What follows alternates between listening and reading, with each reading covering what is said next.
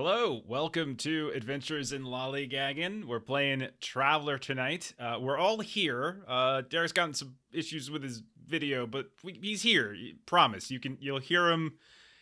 You I just am can't see him. alive. See where it's a disembodied voice. Where are you? Oh It's like goodness. Finley's just up in the room anyways. That's what it He's is. talking to us via comm. We're really, That's- really role playing. You know? Yeah. Guys, the computer console doesn't have gold keys. I can't work in these conditions. What do you mean it doesn't have gold keys? They're made of plastic. Oh, What is goodness. this? Cardman, you're a Giants fan? Oh no. That's a shame. That's a shame. Dodger fan. Sorry. Oh boy. No Oh, sports. well, it was nice. It was nice knowing you. Let me find the band button. Let me see where that is. No, I'm just teasing. Okay, yeah, we're playing Traveler. We're continuing our play of Deepnight Legacy, which the cover is actually where Derek's face used to be. And yeah, we're playing through this. The goal hopefully is to sort of dovetail this into the actual like full on Deepnight campaign. But we'll see how it goes. This is only our second session of actually doing play adventure scenario stuff. This is our third session overall. Our first session was character creation, which is fun in Traveler, and yeah. And last week we sort of dove into it, and it's and boy did we dive into it. And somebody dove in just a wee bit more than everybody else, and so we'll see if she can get out of it. We'll see what happens. But yeah. Why don't we go ahead and we do some let's do some character introductions. Let's see, do I have any questions for y'all? I like to throw out questions. So okay, so here's a question for you all as you're going over your characters, so we can start to learn about them, so that we can feel sad when I kill them in the next session or two. Is there something your character carries with them, or like always has nearby, or maybe in their bunk on the on the ship? Something like sentimental. It doesn't have to be like you don't have to look as like a specific item in your inventory. I'm just like, this is like more flavors or something like, something they keep with them. I don't know, anything like that. So think about that, or just some other random detail about your character, so we can start learning about them. We'll start with Ashley, because that's what the overlay says, and I'm a slave to the overlay. So yeah. I am very excited. So I'm playing Win Foregrave. She is a little bit of a grease monkey. She enjoys working with her hands. She grew up with her dad. They worked on cars and other such vehicles. She specializes in drive with wheels more than anything. Something that she keeps that's a little sentimental is her daddy's dog tags, or his chip or whatever. He did pass in active duty, and that's all she really has left. That's pretty cool. I like that. Yeah, right on. Okay. And she tried to get in the military, but she flunked out. Yeah. And they still took her, but she only stayed for about 4 years. Yeah, you got drafted right into something. No, but they pity took me pretty much. Yeah, you didn't make like officer career stuff, right? Yeah, no. And then you eventually became a citizen. Is that right? Yeah, she really liked working on those cars. So okay, right on. Mm-hmm. Okay, next up, we got Derek. Derek, tell us about Finley. Oh yes, so I'm Finley Audeytoar, a nobleman of some significant renown, though in your particular area of space and time, you probably haven't heard of me. You're just much too low. But he carries around this little medallion that's actually cut in half. It was given to him by a romantic relationship that he carried from his early life. And it's something that not even the conspirators within the noble ranks ever discovered, but is something that is quite precious to him.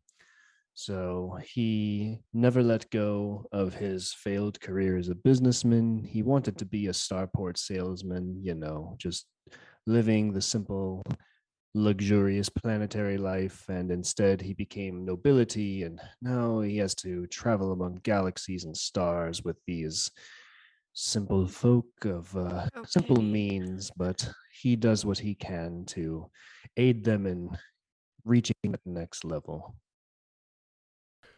So I've put on the screen, I now have the actual, like a map, kind of, whether it's combat or navigation or whatever map. I have that up now, and I switched over while Derek was talking, so we can actually see the Shrek villain that Finley Audeytoar is, as that is an utter Shrek villain. I also completely understand, like, a romantic liaison. Who wouldn't want a romantic liaison with that mustache? Yes, Finley is that very mustache proud is of his otherworldly. mustache. Yeah, he spends a lot of time grooming it whenever he's by himself to make sure it's pristine. I have a very clear picture of Finley. Are we sure his precious item isn't like a beard groom kit? Watch it like be a detachable thing that he puts away at night. He just takes it off, click click, and it's a personal augmentation. It just there we go. He's got magnets in his upper lip. Oh gosh, yeah, that's right, Veronica. He gives mustache rides across the galaxy. Oh, that's great. Oh goodness, we're having fun. All right, next up we've got Long. Tell us about Quincy, OE of 60-pound vac suit armor. Yes, I'm playing Quincy. He's become sergeant twice now after becoming enrolled in law enforcement, now a pirate. And something sentimental he holds is a holster that when he first got into law enforcement police academy, of his first mission, is a holster that has engravings in it, his initials, so a little QR, and he just carries that on him at all times. Right on. I'm like moving around. I like right now you can see on the screen the one that's centered on, that's Quincy, and then the other one is Ashley's Win for a Grave. So we used like Hero Forge and some fancy stuff here and there. So like yeah, we got to make these little characters. It's always nice to make those tokens and then immediately kill the character. So it's great. Let's see. And then last but not least, the person who will probably be dying within the first 5 minutes, I think, of playtime tonight. I think that's going to be Melissa. Melissa, tell us about Arvin Welly. Yeah, so Arvin Welly it's interesting because she actually got to increase like a rank of Jack of all trades, and I kind of feel like that's her development. Like she was kind of a little bit all over the place. She started off School of Hard Knocks for pre-career education, was an entertainer, performer for a bit, then literally a drifter wanderer, and then in scout services as an explorer towards the immediate terms of the career preceding what we're doing. So for her, what she keeps on her is she has this little like announcement invitation thing from like her first art show that she did. And so that is kind of what she keeps with her. Okay, right on. Sorry, I'm just laughing a bit at chat. I heard all of that. Art show is what I heard. It's great. Yep. Okay. All right. This is awesome. So we now have seen all of the characters. I'm now showing the stream this is the base map. So we'll kind of walk through this essentially. We started to explore this. We've explored, I would say, half of the base, and we've also learned that there's like other places in the valley to explore. But before, I'm getting ahead of myself. Let me just do a proper summary. So all right, so we've done the sort of character backstory stuff, but let's talk about like the scenario backstory, right? So you all have been working along the corridor sector, kind of in the middle of nowhere, not in the middle of nowhere, but like you've been kind of skirting along the Great Rift itself, and you're trying to kind of keep your heads down for a bit. We have this running story in the background of like character creation over the 20 years or so. So you all got tangled up in sort of the same criminal syndicate one way or the other, and that's kind of how you found each other in different ways. And while your ship was probably getting retrofitted or repaired, you kind of got voluntold, so to speak. You kind of got drafted to crew a rift hauler, because although the authorities actually had the ship, they needed somebody to crew it, and you all happened to have been in the right place at the wrong time, or the wrong place at the right time, however you want to look at it. And each of you brings skills to the table. You have an astrogator, actually have two that are capable of astrogation. You got a pilot, got an engineer, and you got a couple people with well, I think everyone to some degree has military or scout experience, and so you're actually a pretty solid crew to put together. Now, the reason that you are being tasked here is because the previous Rift Hauler, what they were doing is they were running these supplies out to this remote outpost at a place out in the Great Rift, like literally in this void expanse that was doing some kind of scientific research, right? But the supply ship was like 6 weeks overdue. It should have returned a long time ago, and it still hasn't. And there was no real way to know whether or not that original supply ship actually made it to the outpost to deliver the supplies that were needed. And then there was no way to really know what happened to this ship. So you all were kind of tasked as a sense of emergency to head on out there. You were both given like a little bit of a carrot, like, hey, we'll fix your ship up free of charge, or we'll upgrade something in your ship. And then also the stick. And if you don't do what we say, we might buy that mortgage out from underneath you and you won't have a ship at all. So there's a little bit of both going on there. And so you found yourselves journeying out into the Great Rift. And again, the Great Rift is sort of like low dense stars. It's very open and lonely. There's like no one for parsecs and parsecs, right? It's not a very dense, just in terms of stars and in terms of like civilization. It's not as well mapped out as some of the other sectors. Now, you made your way to Alpha, and there's specifically a station, like this little small research station. It has somewhere, 13, 15 or so personnel, give or take. And it's kind of a combination of like Imperial Navy and research as they're researching this brown star. Now, the station, as you were coming down, you could tell it was under power, but you weren't getting any communications from it. It was completely cut off. You weren't getting. It was pinging. You were kind of getting it. It was aware on your sensors, but there was no one who's communicating with you. You landed at a landing field, which, if you're looking at the map right now, is off to the east or the right side of the map.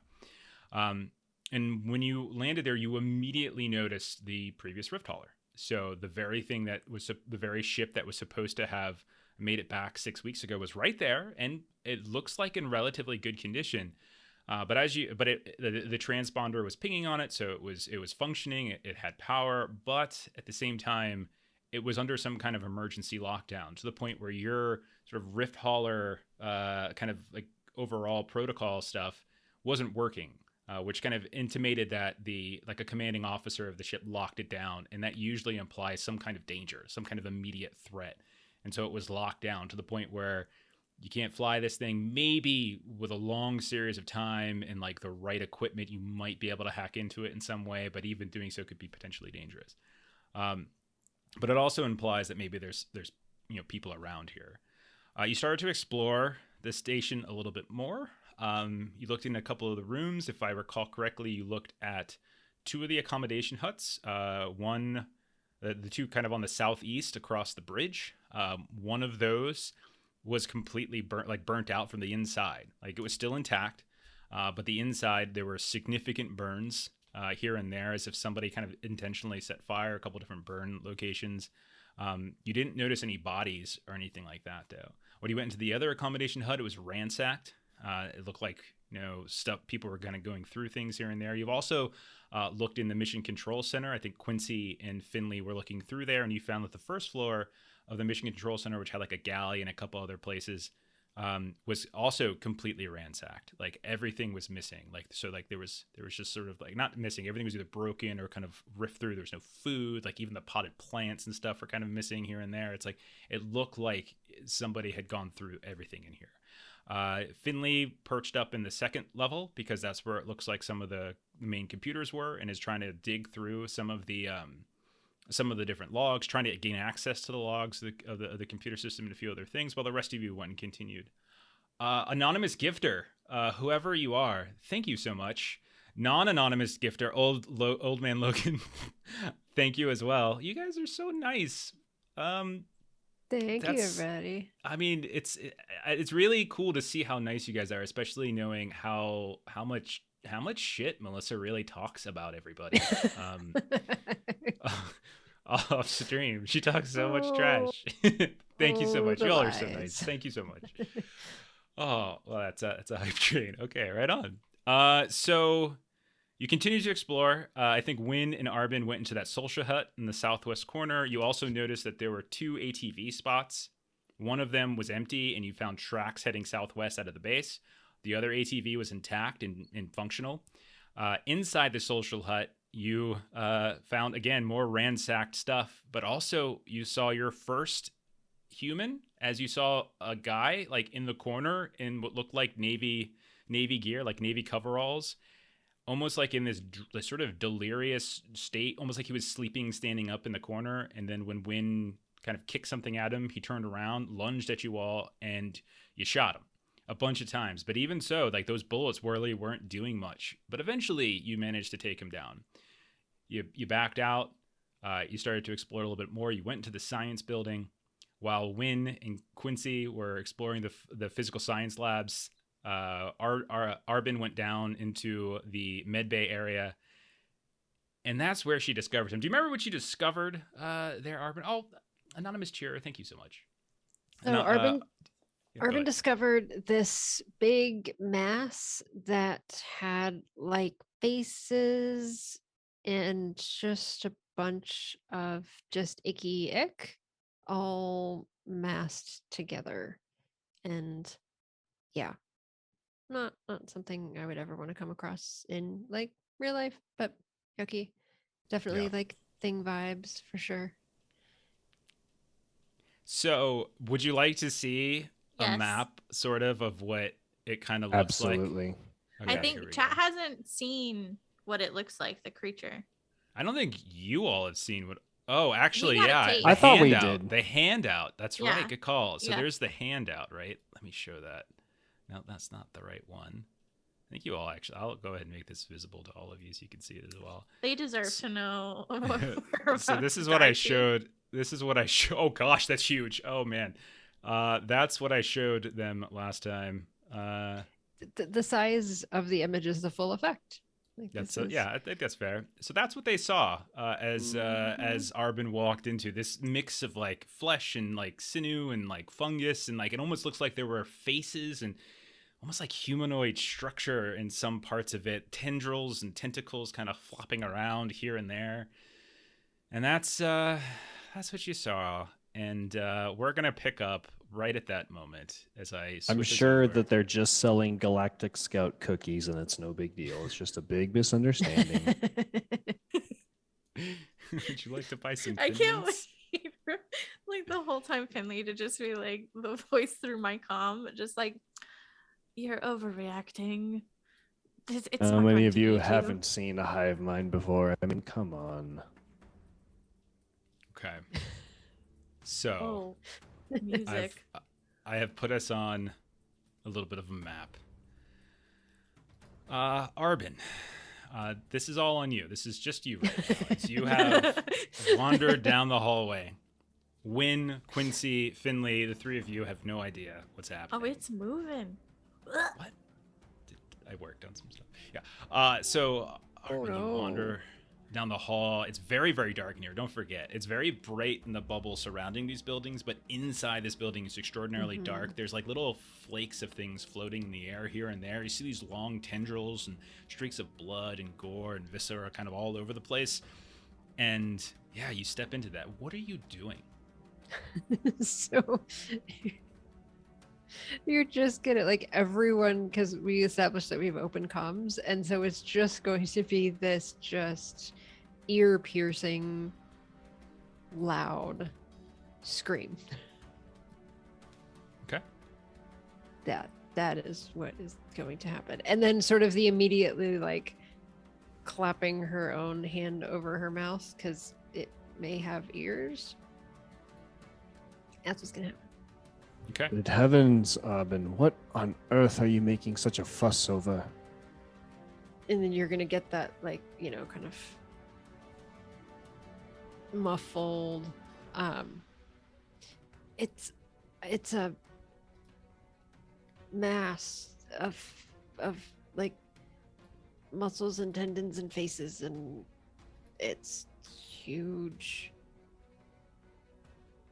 Quincy, can you please make sense of whatever Arvin's hysteria is? I don't a mass of muscles. What is this, a lifting contest? Are we stumbling across a strongman competition? Are you still in the science building? I can make my way over. Yes, I haven't fully cracked the communication lead that I have. You're in the mission control center. Yeah, mine was directed Oh. towards Arvin. Yeah. I'm trying to remember the map of. You are in the science building. Yes. Yes. You went. I You am. remember that the science building because I believe Finley, when he was hacking, because he had a ridiculously high effect on his like computer hack check on the mission control computers, and so he already got like a layout of the entire center and everything, right, or the entire base. And so he knew that this was a science building. It has a couple different labs: physical science, life science, and it kind of doubles also as a med bay. And you were kind of going in looking for that med bay, Arvin, and that's when you encountered this thing.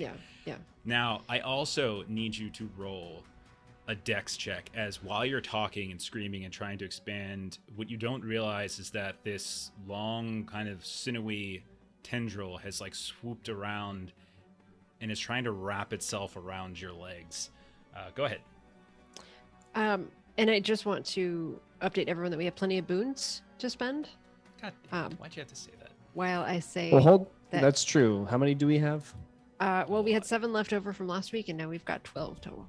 Okay, but Jeff still has the one that I gave him for the Yes. lone demon Yes. monster that was destroyed. So now he gets to use it for the space goo. Yep. Okay. I am I'm going writing to that use down. a boon. Whoa, on this hey, roll. family show here, Melissa. I mean, not really. There's a big tentacle brain monster thingy. It's not a That brain is monster. true. That's just what it looks like. 10.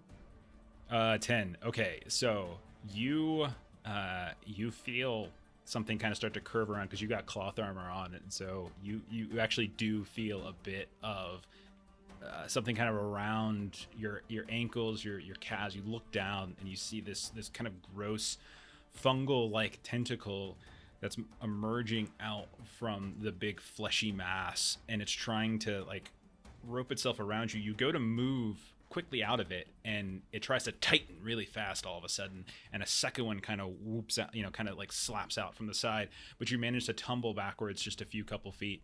All right, now Quincy and Win, what are you two doing?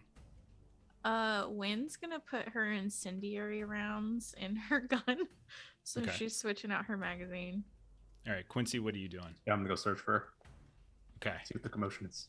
All right, so I'll go ahead, and so you all are, again, you're in the same building, so I'll shift up a little bit to where, okay, so when you step out into the, you kind of step out of the door, you and Win were basically going through some of the various offices. You haven't really found anything of note. Most of it's just, kind of the scientific data, like, it looks like sort of geological studies of like, and it's like some sort of biological studies of like the moss and the rocks and things like nothing, particularly noteworthy as you're just flipping through some stuff.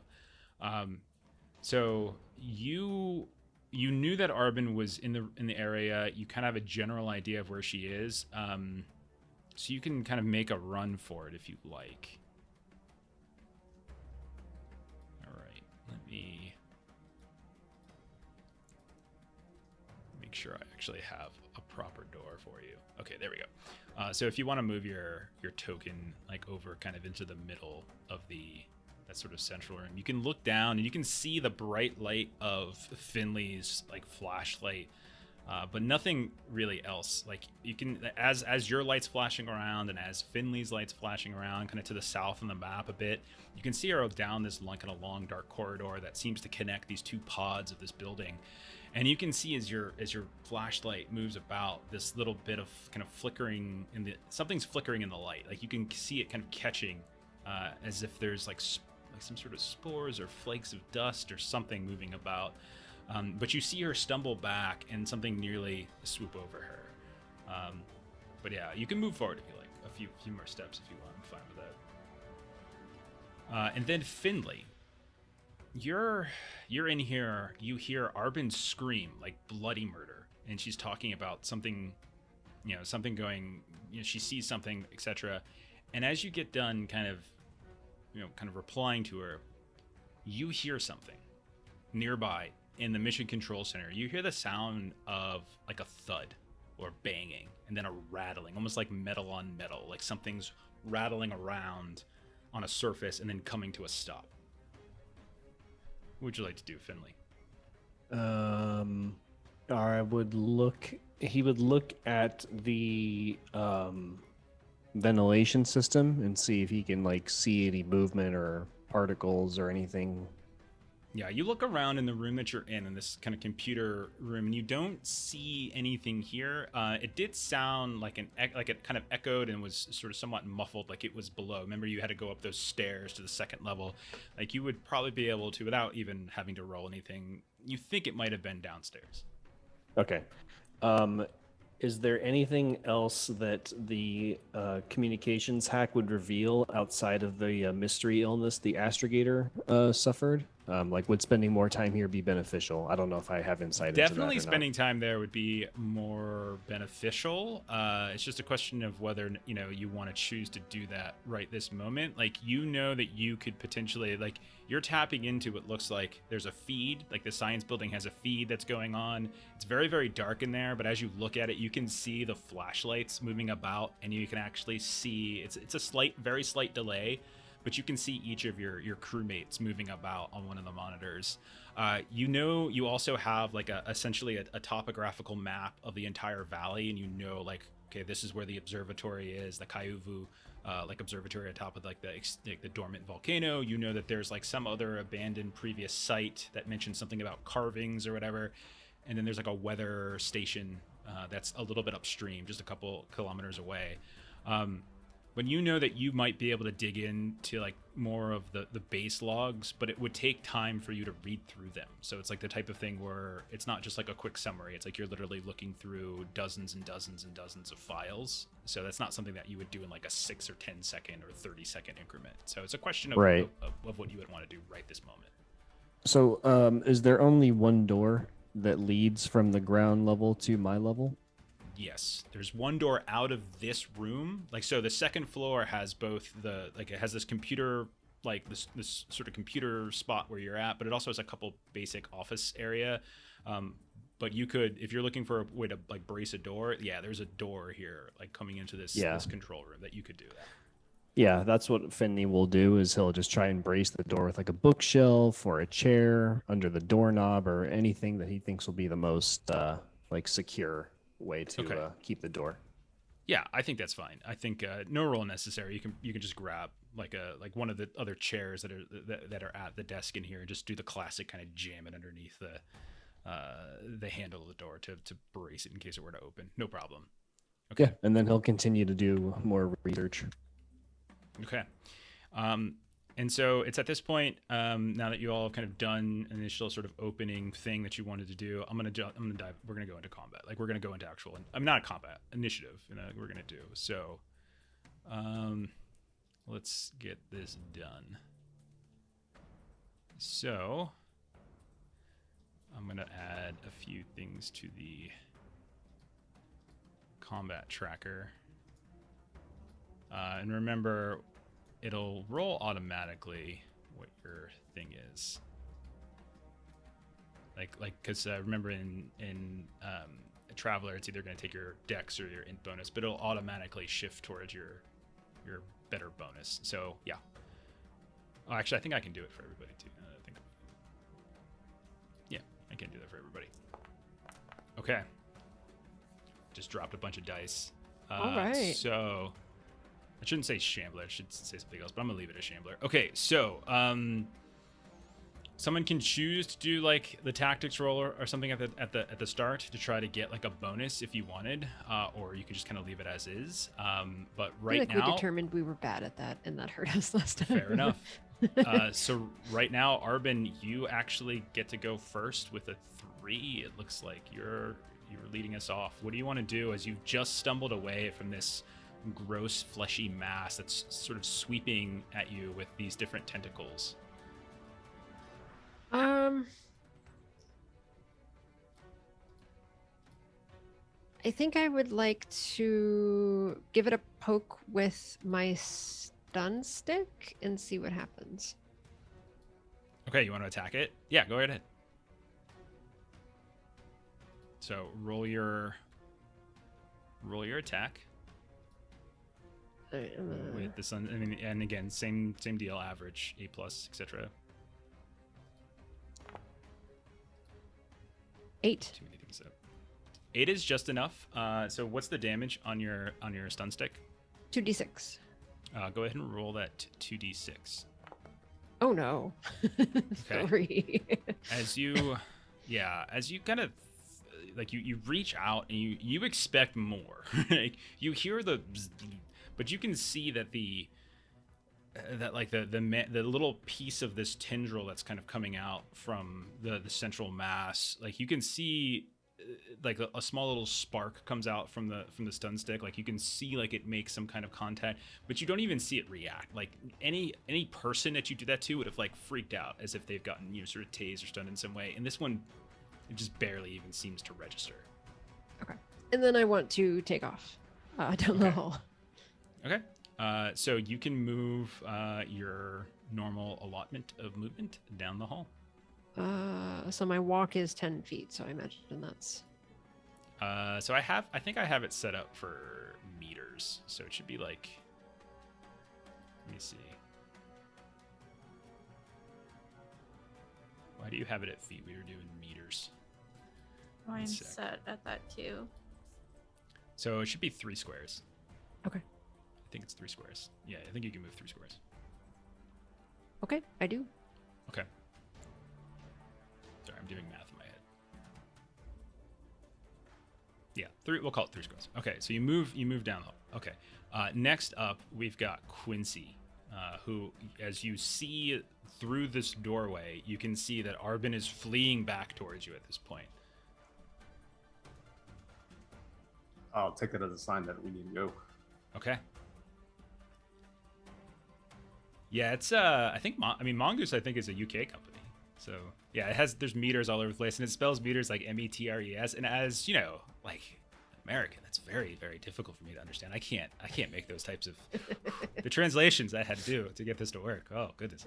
I'm just being a brat right now.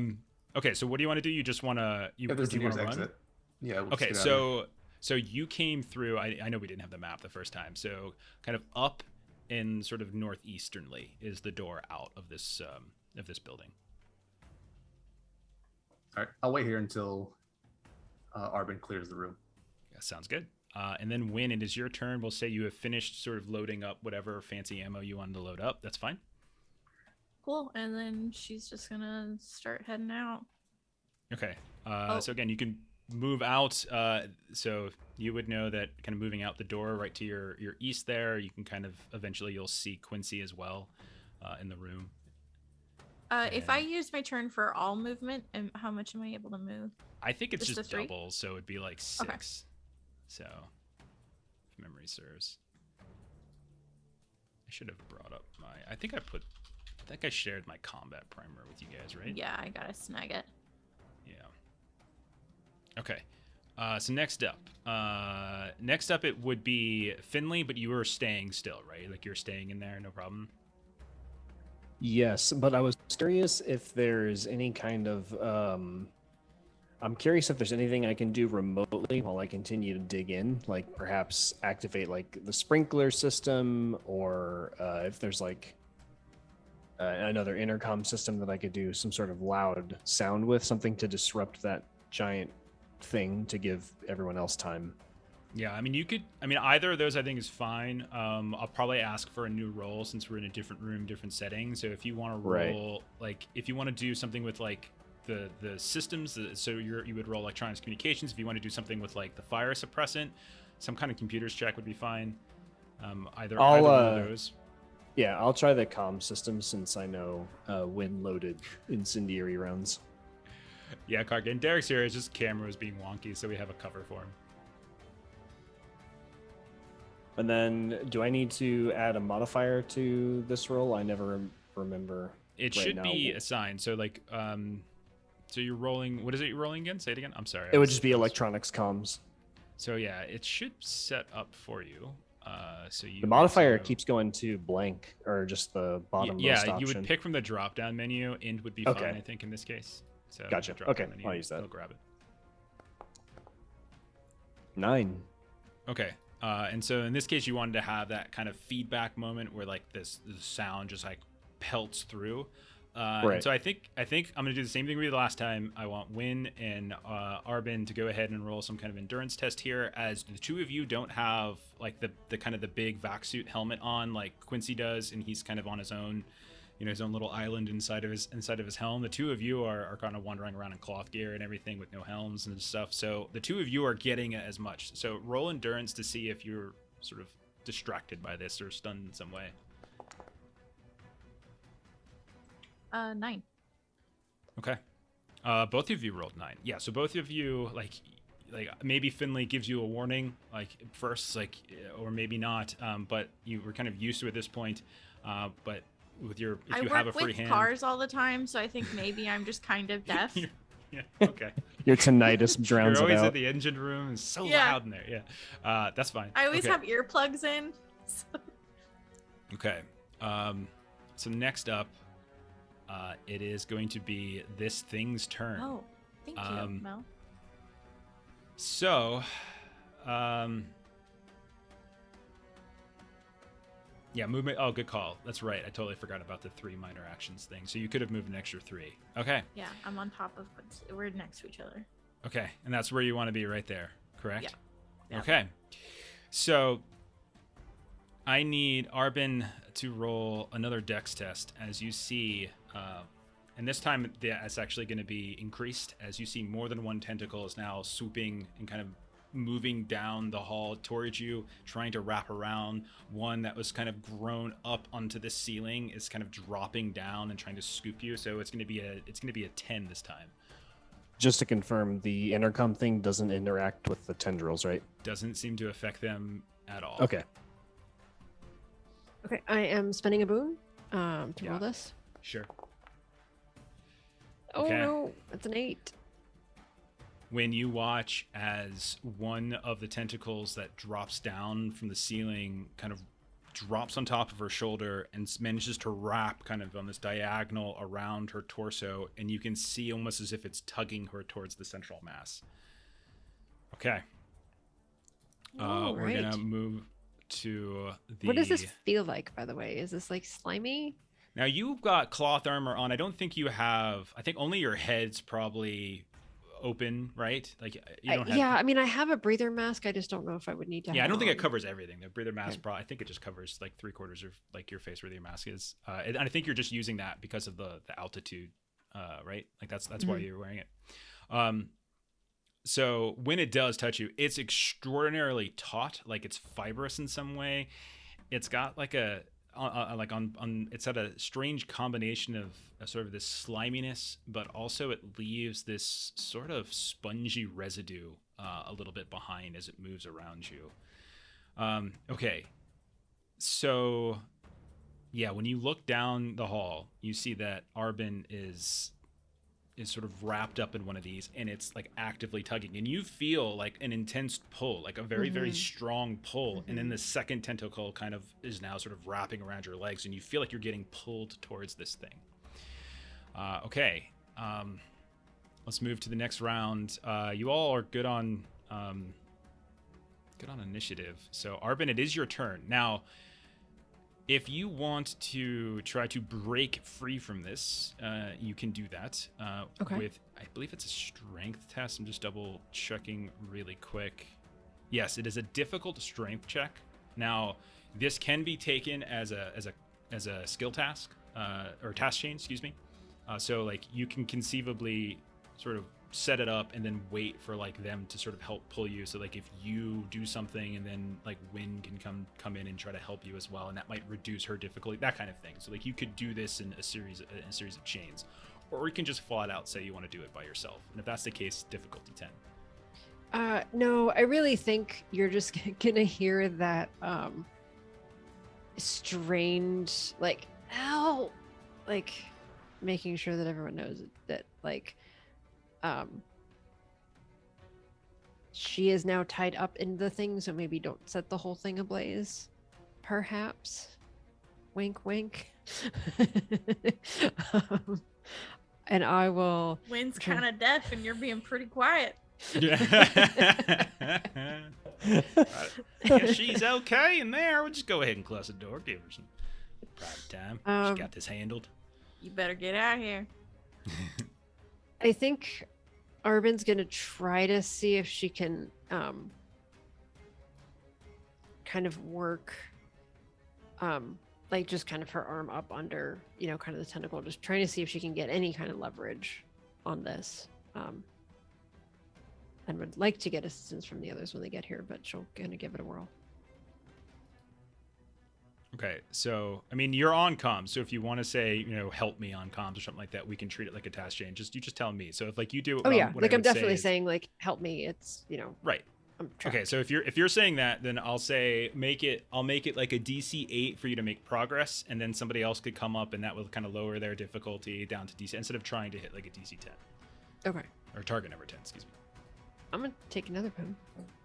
Because You have your backup character ready, right? I don't. It's a 10. Oh, that's a shame. That's a shame. Okay, so what I'll say is, with effect 2, I will say you break free and you kind of sort of stumble to the ground a bit in the process. So we'll kind of sort of compromise and say you're free, but you're not necessarily able to scramble completely out of the room just yet. So but you are free and you're no longer getting tugged back towards the central, sort of the central mass. Okay. Okay. Quincy, your turn.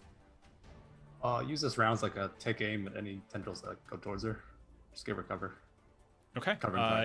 Yeah, go ahead. You can roll an attack. That's fine. It's a take aim. Take aim. No attack. So okay. Okay. In case it comes near. Okay. It's yeah. like Yeah. a reactionary thing. No. Yeah. Sorry. Like. Cool. I thought you were being like just flavorful. I'm gonna take aim and shoot it. And then it's gonna be your turn. Win. I'm gonna also take aim because I have incendiary rounds with Blast X, so that would be bad if she's still in the vicinity when I shoot. Yeah. Okay. So aiming is a minor action, just so you guys know, which means you can still take a major action. So all aiming does, it gives you DM +1 to your next range attack on the target.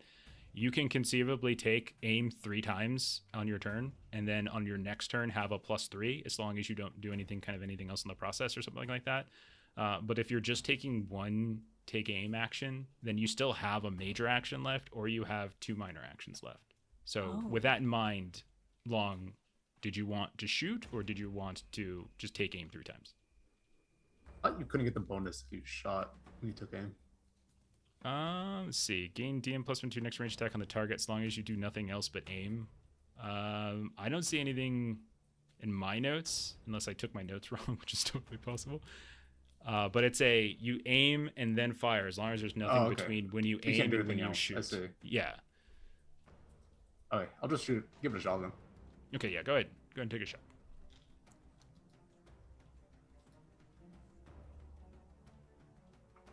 Otherwise, Arvin was going to be like, help! And Quincy's like, meh, I'm going to aim. And Wynn's like, meh, I'm going to aim. Like, thanks for the help. I completely missed. I rolled a 5. Okay. I mean, it's probably just like it's a narrow corridor.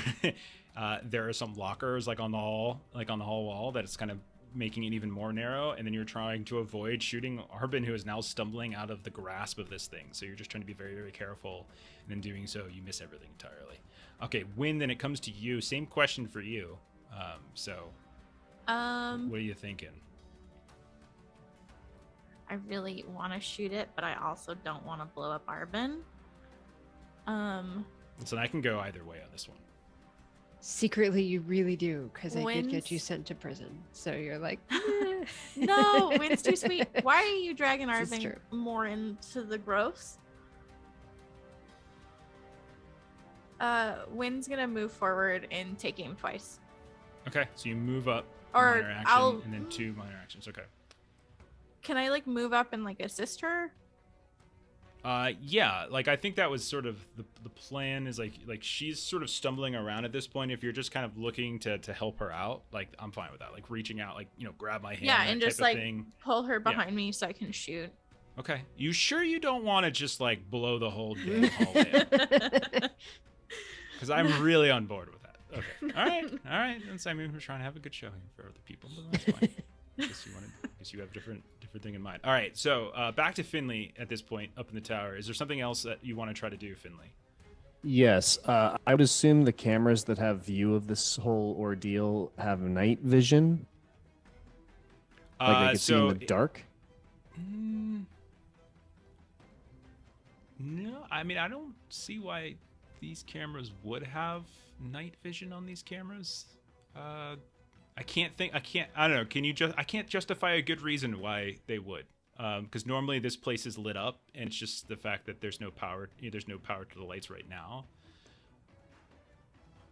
You can see stuff. Like there's plenty of flashlights and stuff that are moving about. It's just not like you're getting kind of little cuts and glimpses and stuff here and there. Is there, okay, so then my question is, would there have been any points where I would have seen if this tentacle monster is connected to any kind of like, because it seems to be sprawled out quite far. So is it attached to like an outlet or a light Even socket, more than or... what is on the screen too. There's just only so many tentacle things. It's basically all the way down the hall. My thought process is like do an electrical surge and hope that it's like connected to some sort of like live wire or something that could shock it now that Arvin is free. Okay. I think, you know what? I think that sounds like fun. We'll roll this as your roll this as some kind of electronics test, and I think you have, because you did so well at accessing like the layout of the various buildings and things like that. I'll assume that there's probably like engineering or electrical schematics of the different buildings and stuff that you probably have access to, and you're able to quickly pull them up. Roll an electronics test. You're trying to do it really fast though, so I would say a 10. A difficulty of 10 on this as opposed to just 8, because you're just trying to do it so fast in the heat of like a combat round. So we'll kick the difficulty up a touch. I was thinking electronics computers, but I don't have I have the one in comms and that's it, but comms doesn't really make sense. Does it matter which electronics thing I pick? I'll take computers, I suppose. I don't think comms really would make any sense. I also have remote ops and sensors. I don't know what is more applicable. In this case, I'll say computers are fine because you're basically using the computer systems. So let's just call it computers. Gotcha. Okay. And then difficult, and then gotcha. Intelligence is fine, and it's just, again, this is about getting it done quickly, and you do. So Arvin, right on the dot. Arvin, you hear zzz, and you see on the wall behind this creature, you see a small burst of like electricity. As a little bit of the far corner behind it lights up, and you can see an even greater enormity as sort of sprawling out and along the wall and along the ceiling. You even see some tendrils kind of like sneaking out what looks like a window to like the south side of the building. And you see like a couple of the tendrils kind of like twitch ever so, a little bit. But again, it doesn't seem like it has like any major like burst effect. Like had that electrical surge like run through your skin, for instance, you would like your hair would shoot up and it might be like knocked out.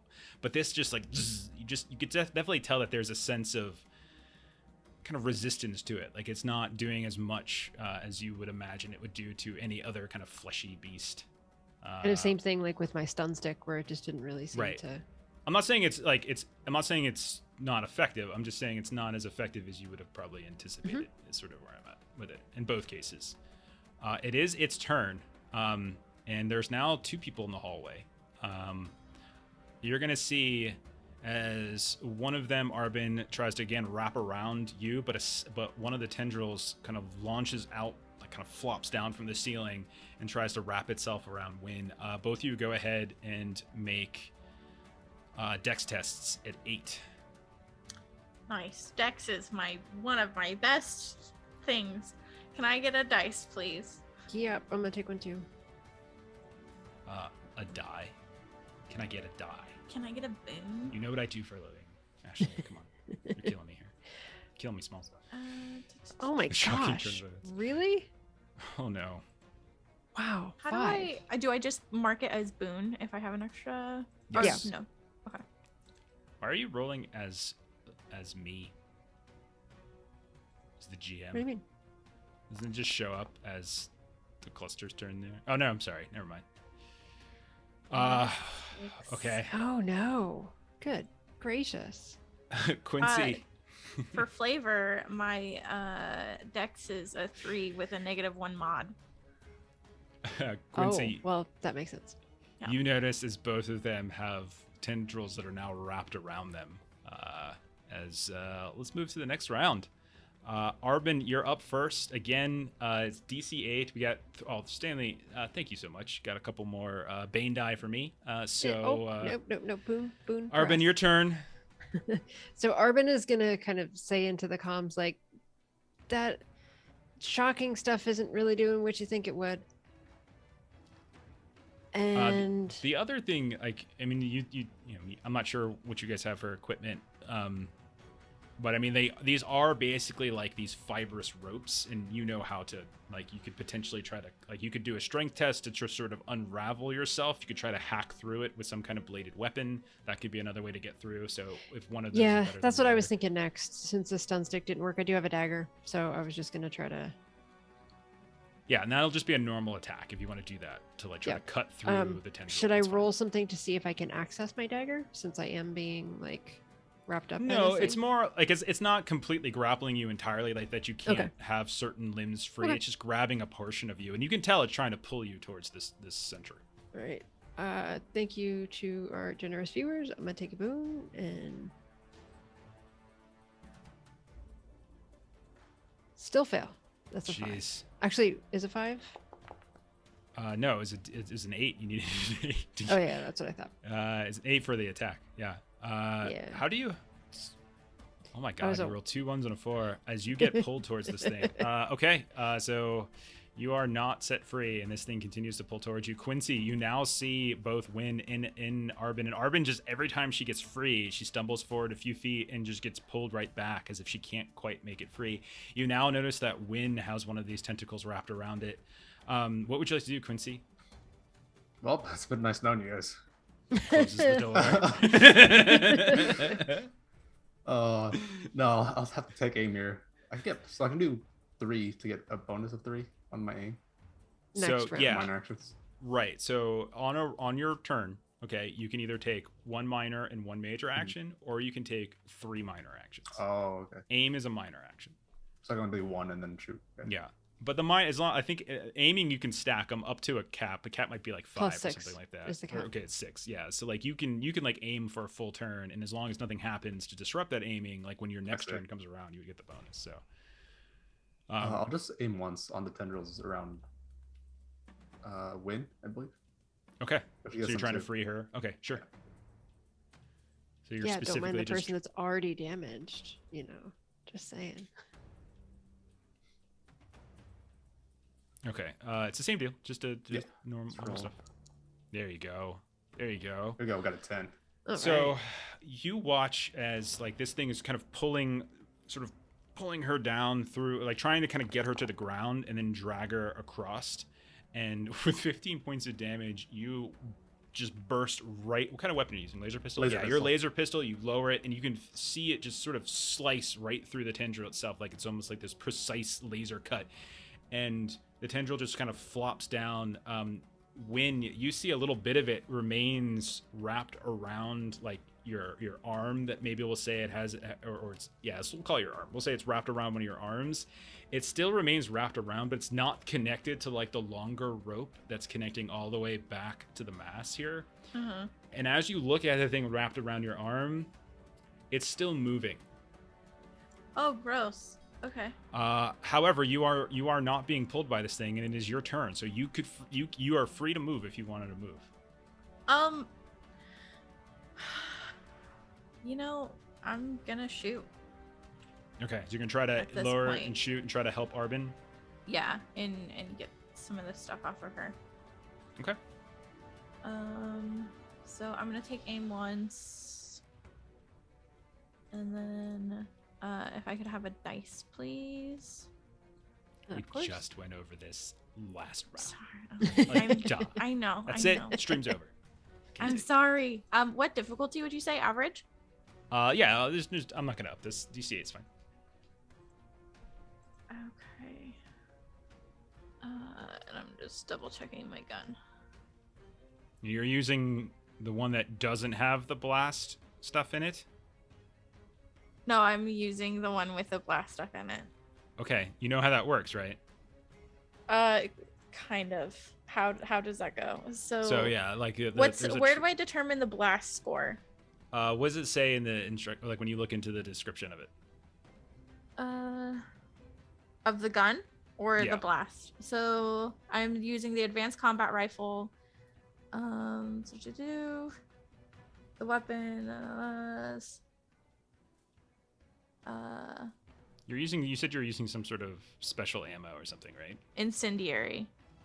Okay. So it just says range 450, damage 3D.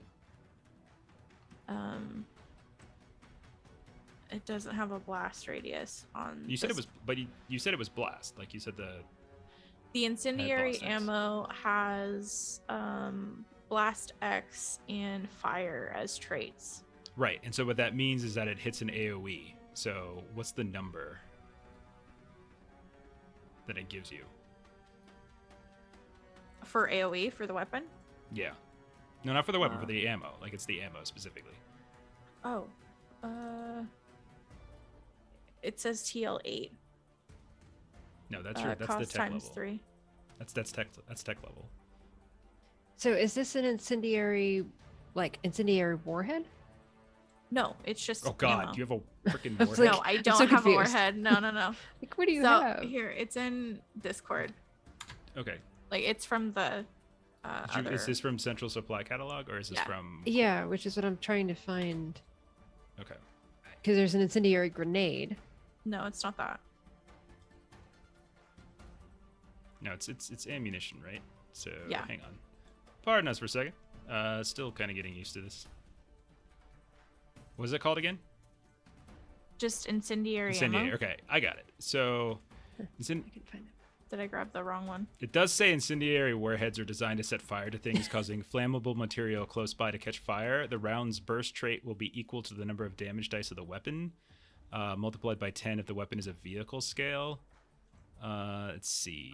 Burst trait is equal to the number of dice from. Yeah, I think damage this dice. is. So I have 3 damage dice for my weapon.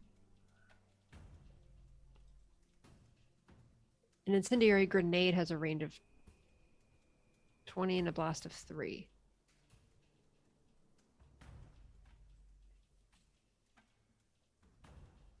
So a weapon must have a listed magazine cost in order to be able to use the ammunition in this chapter. What kind of gun do you have? It is an advanced combat rifle, magazine of 40. You can't use that. You can't use that ammo. Oh, okay. So yeah, at the top of that section, it says a weapon must have a listed magazine cost in order to be able to use the ammunition. In addition, the following weapons may also not use this ammunition. Oh, I'm sorry, I read that in the inverse. No, I think you're okay still. Okay, yeah. So it's got Blast X. Karkin, you're in the chat, right? You played Traveler. You know what the hell this means. So the weapon has an explosive component or is otherwise able to affect targets spread across a wide area. Upon a successful attack, damage is rolled against every target within the weapon's blast score. In meters, dodge reactions may not be made against a blast weapon, but targets may die for cover. Cover may be taken advantage of if it lies between a target in the center of the weapon's blast. So you're literally shooting, I'm trying to shoot incendiary into. Yeah. Yeah. I mean, I have no problem you doing it. I just think it's going to hit Arvin. That's all I'm saying. So, I think you're going to be rolling damage against everybody.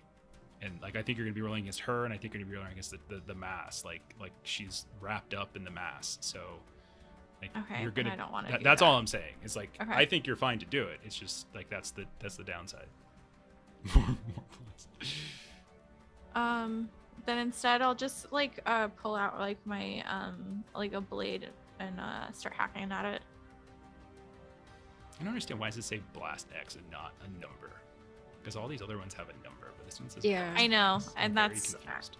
what I was trying to look at earlier. And this is the round's burst rate. Maybe they mean blast rate. This is probably another one of the typos. What's the damage dice? 3D. So I think it says the round's burst trait will be equal to the number of damage dice. I'm gonna go with that's a typo. There are a lot of them. I'm gonna say it's the round's blast trait will be equal to the number of damage dice. So I think it's blast 3 is my guess. Okay. I think that's how I'm gonna go with it. So if you want to do it, that's what you're dealing with. So if I aimed like here, it would still hit Arvin. I don't know where here is. Oh, I was pinging in the because I have this tendril selected. So if you aim there, and we even in have meters. 200 extra bits. Yeah, I for think you can shoot past her. blast. Sure, I think you can shoot past her into the back of the room. That's fine. Okay, yeah, that's what I want to do. Is that's like, fine. We'll say that. try and like ignite that. Okay. Yeah. Yes, how many Arvins can Win kill? You sent me to jail. Right. Sorry Alright, about that, so folks. taking a Still new to the boom. game. Still figuring some things out. I like the chat. Free Ashley. Let her blow up the things. I agree. I think she should blow up Arvin. I have no problem with this whatsoever. Okay. When I took one aim. So other modifiers, what did you just +1? Yeah, that's fine. And you do have 2 boons if you want them. That'll hit for sure. With 4, roll your 3 damage die, add your effect, and that's how much damage this thing's gonna take. Okay. So there's my 3 damage die. Plus 4, 16 points of damage. Yep. And you do see it catches fire, and you do smell like kind of burnt flesh coming from this. Okay. All right, so that was Win. So we'll kick back to Finley really quick. Finley, up in the booth, is there anything you wanted to do? I'm curious if the building that they're in has any kind of like droid or I guess like security droid system, or I'm curious what other systems it has besides like fire suppression, comms, and then other stuff. No security systems whatsoever. It does have comms, has electrical, has plumbing, so it would have fire suppression of some kind. Is it like a water fire suppression or like a foam or? It does seem like there's a water suppression. Seems like from what you're reading, a lot of the water from the stream seems to be funneled through like underground, kind of up through the walls, and then probably sprinkles down on top. So it does seem like water. Okay, I think then Finley will just continue to try and just break or get all the communication information he can before leaving the control tower. Sure. Go ahead and let's see. So that no, you don't have to roll anything. We're rolling over your thing. Shambler will. Arvin is still caught, right? Uh-huh. It pulls her closer. Uh-huh. And Well, the fire doesn't stop that at all. No, it's a massive thing. No. It will pull me into the fire, so like that's Yes. what could happen. Yeah. I mean, like, this is taking up the entire southern portion of the building. You're blasted like a radius of 3 meters, or a diameter of 3 meters, which is like a fraction of the size of this thing. Top of the round, Arvin, you need to get free. This is going to be bad for you here if you don't get free. Yes, thanks. It's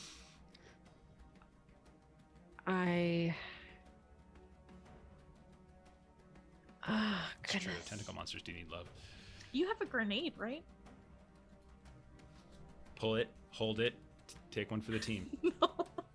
I thought you did. Let me go back up and see if I bought something and forgot to put it in my. I do have a stun grenade. Oh, I also don't know have. how what that would do. Yeah, I Maybe. don't necessarily know. I also have plastic explosives. I don't think that would help you here. Stun grenade could potentially work, but the problem is that like you can throw it at the central mass. Whether or not that would affect the tendrils that's wrapped around you, you don't know. And if you throw it close enough for it to affect the tendril that's wrapped around you, it would probably affect you as well. So explosives would be particularly dangerous right now. Yeah, and the whole stun grenade is a little more of the like flashbang kind of a thing. That then I think I'm just relying on Just trying to get free. Okay. So you're gonna try to cut again, or are you gonna try to just do strength? I think I'll try to just do strength. Like Okay, either as a DC8, it's fine. Yeah. I think I'm just gonna just flavoring like the minor action of just like focusing and just putting all the effort in, just the extra squeeze, like, and then like just seeing what I can do. Boone, obviously. 12. There you go. Effect 4. With an effect 4, you wrench free. And I'll say with that, like no part of it stays like kind of wrapped around you at all. You get completely free. You maintain your footing. And I assume you want to run as best you can out of here, correct? Yeah, I mean, if I can get my 10 feet or 6 meters or whatever. Please run. Yeah. Yes. So 3 yeah, meters, just move. sorry. Yeah. Sweet kiss of death. I agree. So yeah, go ahead and move. You have control of your token. So you can do it. Quincy, your turn.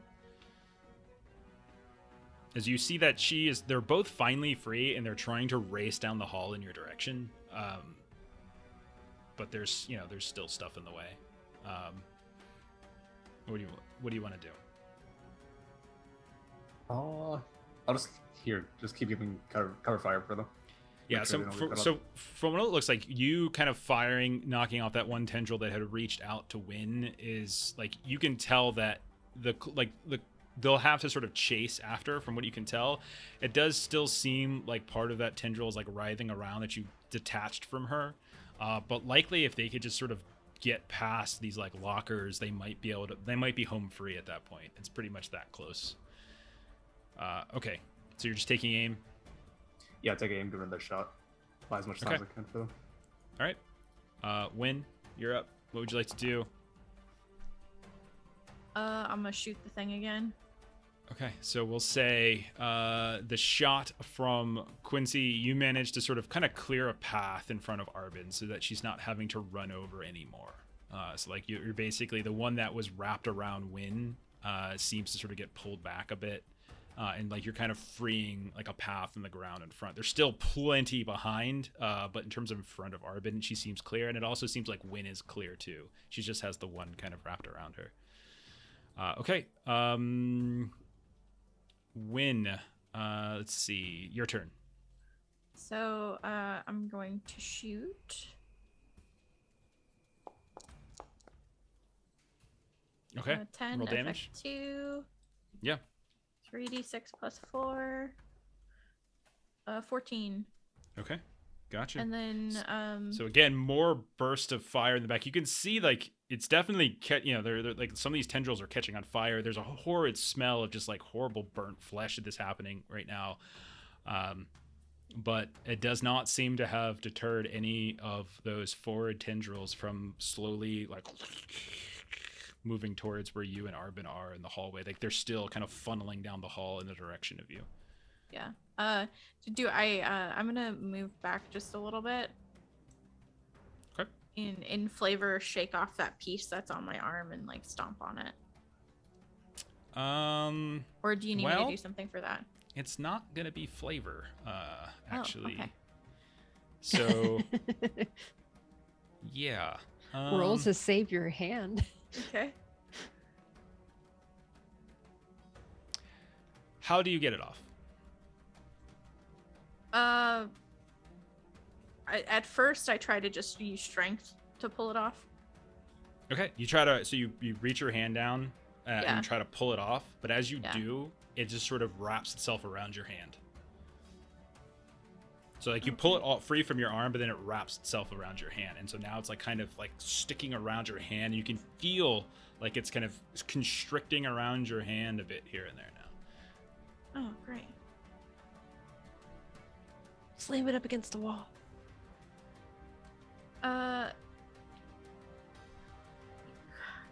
When's a smoker? A space smoker? Can I have a lighter?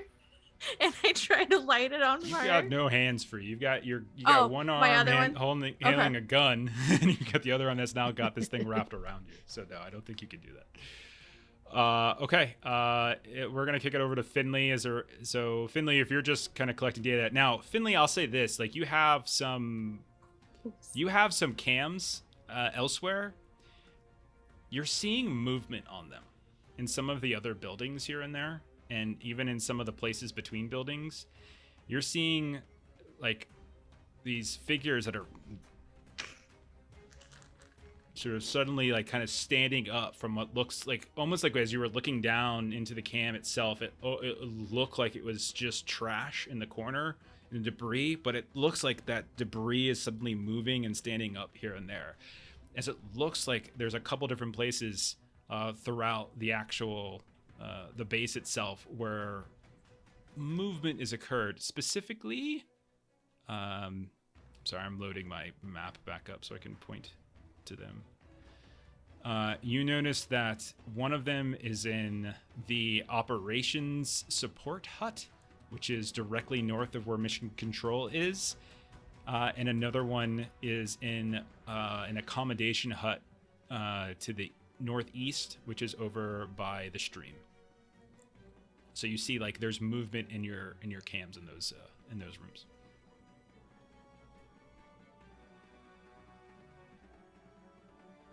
All right, so that's Finley. We lose Derek. Is Derek not there? We don't know if Derek's here now. He could have just... Sorry, no. I That's thought okay. I had unmuted myself, but I didn't.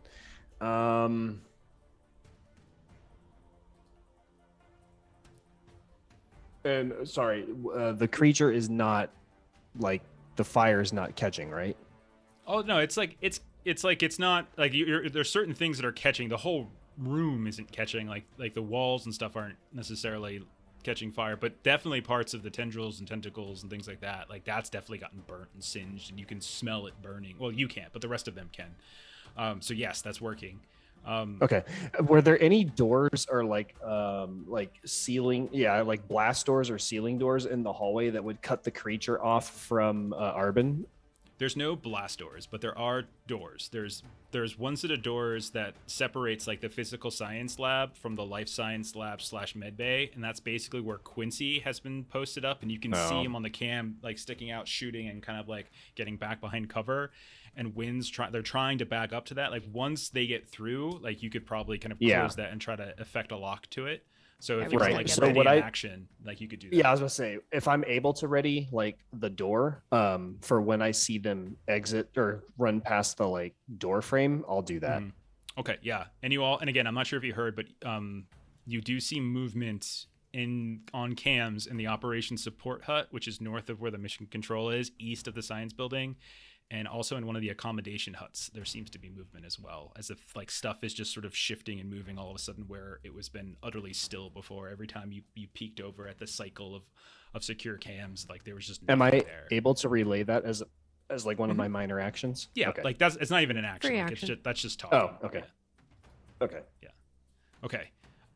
So I'm gonna need Arvin. I'm sorry. I'm gonna need you to roll a dex as like the tentacles are close enough to you that I feel like It's the loop where I keep like I get Well, free, but I actually- can't run, and then it catches up.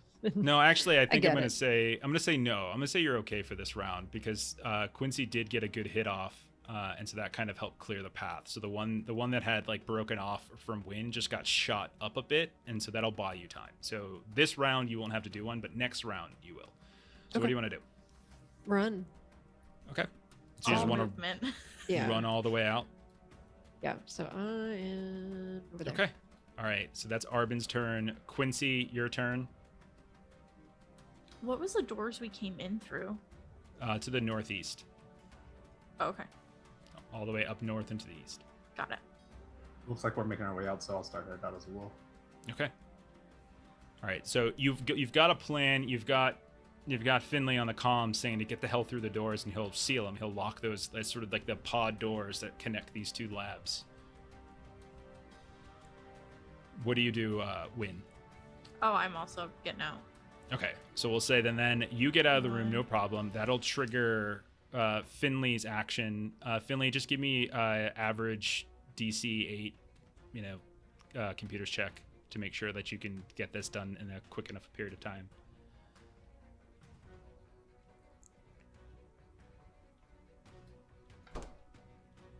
I heard that. Sorry. Yeah, sorry.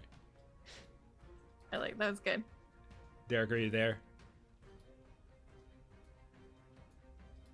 Yeah, I'm here. Sorry. Computers check. DC 8.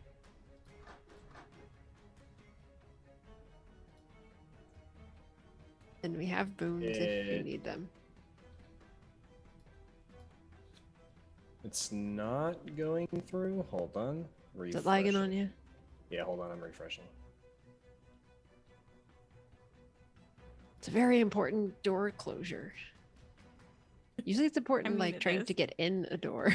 It's usually Well, not quite so Okay, important. there we go. I got it. Yeah, no problem. Yeah, you get it done. All right, so we'll say right now we're gonna drop out of initiative as you all are able to kind of get out of this hallway finally. The door locks. You hear it, and you know you're free. Seconds later, you do hear the sounds of something kind of slamming against it, as if like the tentacles that were sort of roping their way down the hallway have kind of slapped against it. If you guys can easily go ahead and depart the actual building itself, if you want to step out into the light.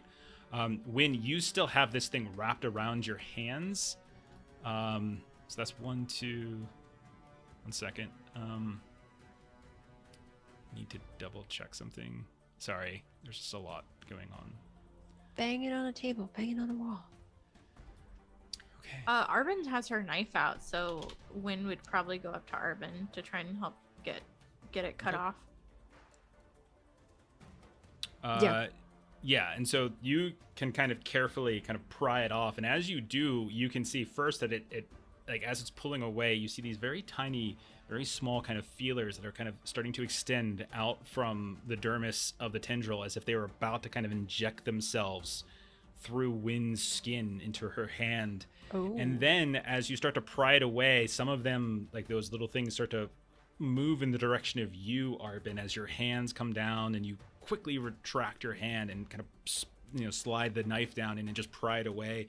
It takes a second as you have to like sling it down into the ground for it to finally like pop off. But as it does, it hits the ground, and for a moment it doesn't do anything. Like there's like a momentary sense of like not moving, and then almost like it's a snail or something, it just Oh, Quincy, stomp on it. Oh, Arvin's just gonna hesitance, dagger. Arvin's just gonna because she's got I imagine she's got stun stick in one hand and dagger in the other hand, so she's trying to avoid direct contact with it. Yeah. Okay, Yeah. and as you do, you fricassee this thing, you chop it up into these tiny little pieces, and you're getting ready to leave the room. And as you look back to all these tiny little pieces, you see all of them slowly begin to kind of as if very, very slowly beginning to coalesce. It's going to take a while, but you can tell they're kind of trying to pull themselves back together.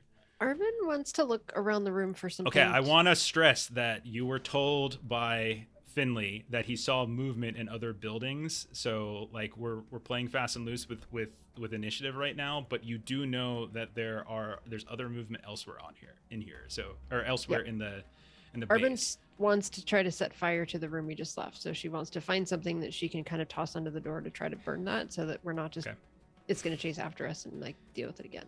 Okay, that's going to take time. Are you sure you want to do this? I think we should just ask Finley to disconnect the air to this room or something and lock it up. Finley, you notice that the door to the operations hut has just been burst open by a figure that is now stumbling out into the light of the base. And so while you guys are moving around trying to find different things to sort of create an incendiary moment, that creature that was slowly getting up has had enough time now to burst open and is now, and Finley is able, I'm not sure if Derek's here, Finley is able to kind of communicate to you that another one of those weird shambling things that Wynn and Arvin were dealing with in the social hut has now kind of stumbled out into the light and seems to be moving in the direction of the science building. All right, y'all, get the fuck to the Real ATV. quick, there are spotlights around the complex, right? Everywhere. You have no problem with light whatsoever. Yeah, so what I want to try and do is get multiple spotlights shining in the or not the sham, but like the one that just burst through the door in his face to like see if I can blind it or disorient it. So, okay, so the spotlights themselves, like everything's extraordinarily bright, and so I'm trying to understand. So I'm trying to understand what you're trying to do here. You're trying to like, you know how like the spotlight like for like performing arts or whatever, how you can move it around. Essentially, I want to like focus all of the spotlights onto this thing to blind it, if that makes sense. I don't know if they can move around or not. Because it's like the big spotlights that are like over the whole camp. It's just a question of whether or not they have remote control. Like that's the thing. I'm not sure if they're. So they all have okay. So all buildings have external lights, floodlights around the landing field, bridges, and buildings. Okay, so you can control the lights. You can indeed, yeah. Lights on buildings can be controlled from within that building and from the master control system in the command center. So yeah, you're able to do this. No roll necessary as you start to move and create this kind of spotlight. So I'm going to move you guys back over to the alpha base map so you can see what's happening as you kind of step out. And I don't know if this matters or not, but in case it does, I'll try and use the lights that were like shining over Arvin, Win, and Quincy. I would try and move them off of them onto the creature so that they're in more like darkness, so the creature can't see them on top of being blinded. I don't know if that makes it this or not. Okay. So momentarily, you see as you guys leave the sort of the science building, you look off to the east, and right where Finley's kind of relaying this, you see one of those shambus, and it just seems to sort of turn in your direction, where the science building is, and start to kind of, and these things move fairly slowly, and this one looks to not be in. It doesn't look like it's in Navy gear. You can't quite tell. It looks more sort of maybe civilian worker. It's hard to tell, but it's covered and kind of coated in that strange fungus again. And it's slowly kind of moving in your direction. Suddenly the floodlights shift and turn, and they all kind of center on it. You guys are left in a momentary bit of darkness, and it kind of it hesitates, but like you don't have a ton of time. What do you guys want to do? There's an ATV to the south of mission control. That's Finley, correct. are you done with your hacking? I don't know. Am I done? Okay, so you have Finley, had enough. you are sitting duck. I don't know if these things moving. I've been doing count as minor actions or not. Okay, so like everything you're doing. So this is the problem. You're doing stuff that takes hours, and they're doing stuff that takes seconds. Like we're in initiative combat, and you've been sitting at a computer reading file after file after file, and it's just like in game terms, like you're taking the same amount of time, but in reality, like it would take you like an hour to read through a series of files onto like a device or of I'm okay. I'm okay with that. That I'm okay with. Yeah, we can sort of compromise on that, and so like he can take whatever he has access to, he can take right now, kind of try to shift it onto his own comms or his own computer that he's carrying with it. I'm fine with that. Yeah. Okay. Yeah, that's a good compromise. Yeah. Okay. Yeah. So then Finley will say, these things take. I know you're not familiar with things that aren't computers, but I know you don't really have time. very much real life experience with people, darling. But now it's time to go. And I'm downloading the content. Sarge, we going my to drive. ATV or to I'll the ship? Be downstairs. Yeah, this is basic compromise. And we're actually talking over each other because we have open comms at all times. Yeah. This thing has not stopped moving in your direction. This is incredibly inconvenient to me. I don't know why I keep moving everybody with me. Because you have all of them selected. There we go. I'm going to the ATV. Okay. Okay, so you move over to the ATV. Okay. Okay. Finley, roll a recon test.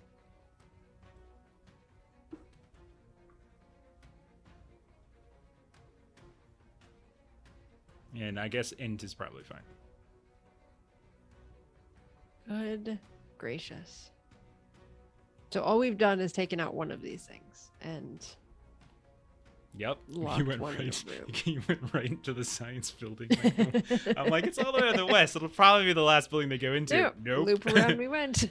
Derek, I need you to roll a recon test for Finley. Yeah, sorry, I forgot my alphabet. I'm in. If you don't have I don't it, think I have recon. Yeah, roll I was it gonna say. roll it untrained. Okay. Oh no. We have Okay. boon dice if you want. Yeah, I was about them. to say on this. I think I'm gonna use a boon dice. I'm just double. Yeah, no, it goes from polymer straight to science. Okay, I just wanted to make sure. Okay. How was I in the scouts and I don't have recon? I have recon. Now, Don't need recon for paper pushing, I guess. does untrained use any modifiers, or would this just be blank? You can still use your attribute modifier. You just don't get any skill bonus or anything for it. Gotcha. And this would I'm be int, fine with right? int. Yeah. Yeah, that's yeah. fine. I'll take that. There you go. Ooh. Yay. As you're moving out, and you kind of hustle down the stairs. You turn around to go, like, out the main sort of the main area of the mission control center, and you notice that on the ground there is this vent cover, and as you're about to kind of step over it and just rush past it, you remember back to the sound of something rattling, and you look up and you see suddenly falling down from the vent above this long, kind of almost snake-like thing. Looks more just like a detached tentacle that just tries to just drop on top of you, but with a 9 and in effect 1, that is enough for you to see it before it does so, and you step off to the side and it falls instead onto the ground. But you immediately see it try to, like, kind of sort of slowly finger its way towards you. Probably not the best verb there, but it's still, that's the one I'm using, as it tries to slide towards you a bit. But you're able to dodge it with that roll. It looks like we have a visitor. We need to get out of here. Yes, welcome to that. Yes, that's what we're doing. Finally, he's got a little bit of lick of sense. Let's go. Okay. Are we going, Sarge? We going south to that other base, or are we going to our ship? Yeah, let's follow the tracks. Okay. All right, so you guys are meeting up at the ATV. That's fine. Okay, so you hop out. You do see, like, you guys don't have time to dilly-dally, just so you know. Yeah. I know we're joking around a bit, but this thing is in a steady movement in your direction. And so, Yeah. like, the shambler moves around, it's coming towards you. You guys can absolutely outpace it so long as you keep moving. You do notice at a certain point that as you guys are kind of loading up onto the ATV, that a second one of these starts to emerge from around the eastern side of the mission control, and now you have these two sort of shamblers, one of them coming from the western side, one of them coming from the eastern side, that are slowly moving in your direction. Who's driving? I have the key, so I'm driving. Okay. I have drive wheel. That would Same. apply here. Go ahead, you've got the You got keys. one, or you got more? Oh no, I just have it. Oh, okay. Don't worry. You don't need to do anything just for peeling out. That's fine. It's like there's no specific role I need right now. But like in the future, if you guys try to do some fancy like climbing or whatever, Got I it. might need it. I just Yeah. kind of wanted to know. So, but yeah, you can all hop onto the car, onto the ATV. I'm just trying to check. I was just kind of trying to look up the actual stats. The ATV. I have stats for everything but what I need. Sorry, it's just looking like up. But yeah, and you guys peel out and you start heading. You said you're following the tracks? Yeah. Okay. Am I able to help navigate them at all, since I know where like the observatory and other things were? Yeah, so let me switch you guys over. As you do, you're able to move out of the ATV. These things do not suddenly break into a sprint, 28 days later sprint, and follow. Oh God. You guys breach the light barrier, like of that bubble, and suddenly you're in very, very dim near darkness at this point. And remember, it's cold, it's very dark here, but as long as you're not trying to drive too fast, it's rough terrain, there's no roads or anything, so as long as you're not trying to do anything too fancy, you're able to move fairly simply. All right, so now that we have a moment, let me switch a few things around.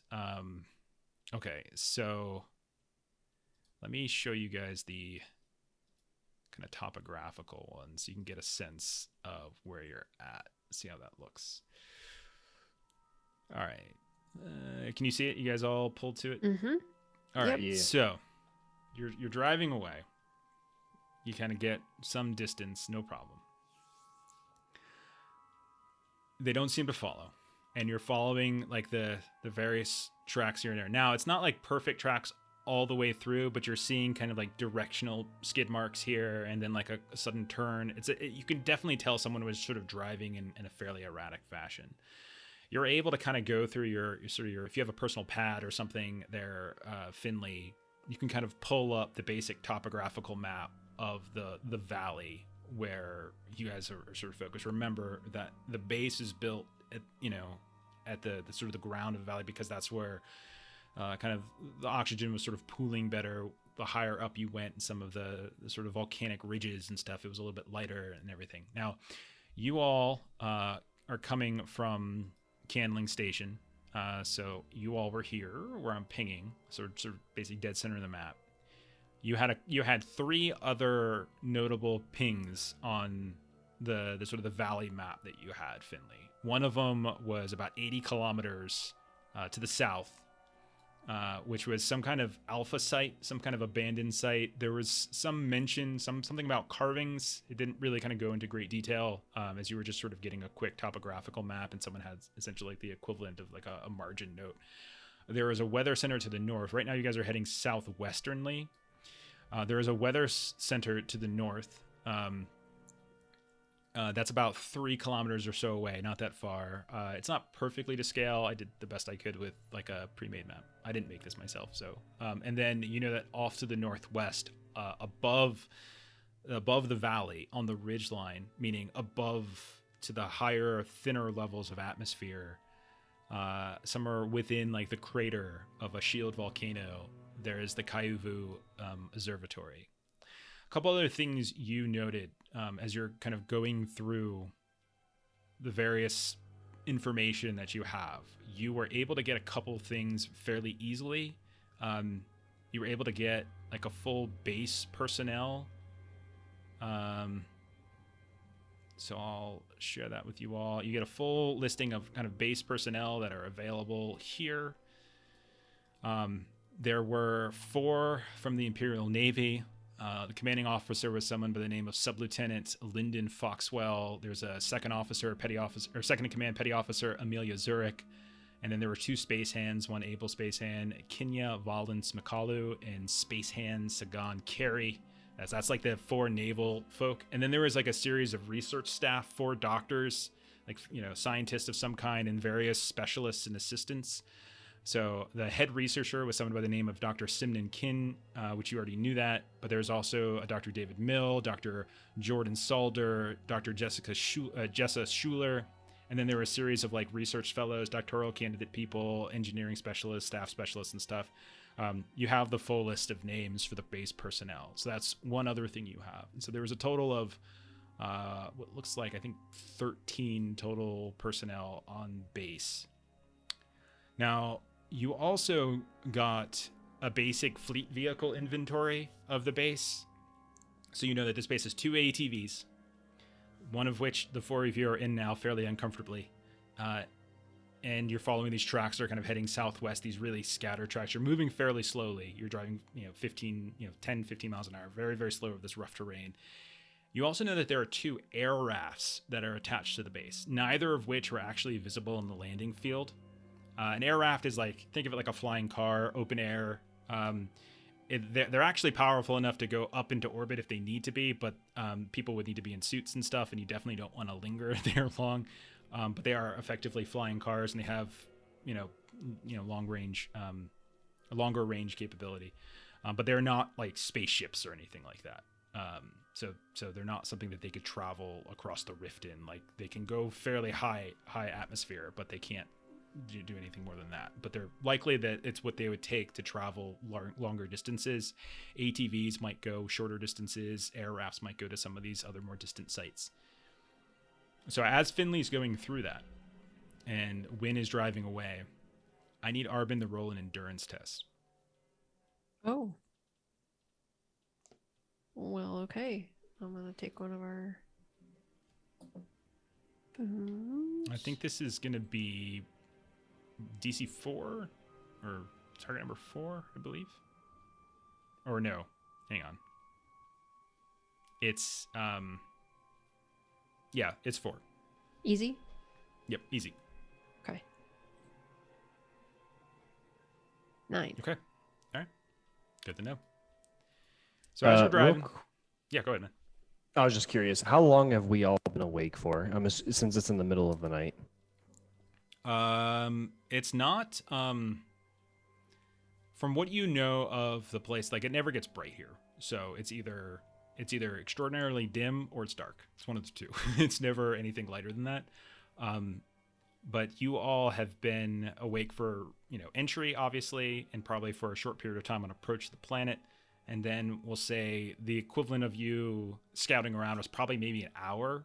You probably spent an hour at the station before like hell broke loose and you tried to escape.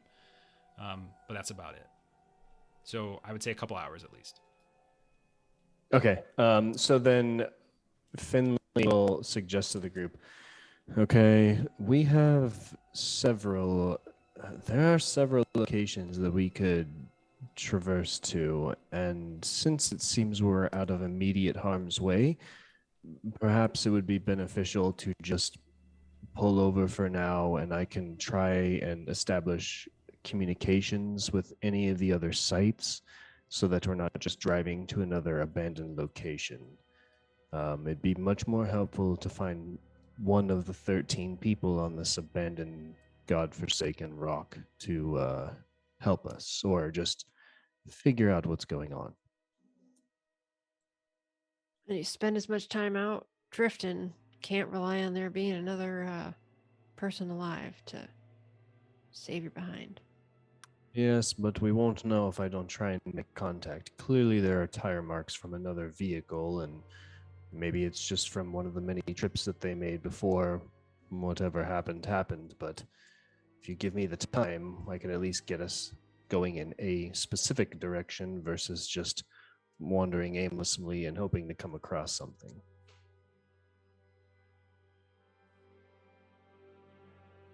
Sarge, what do you want to do?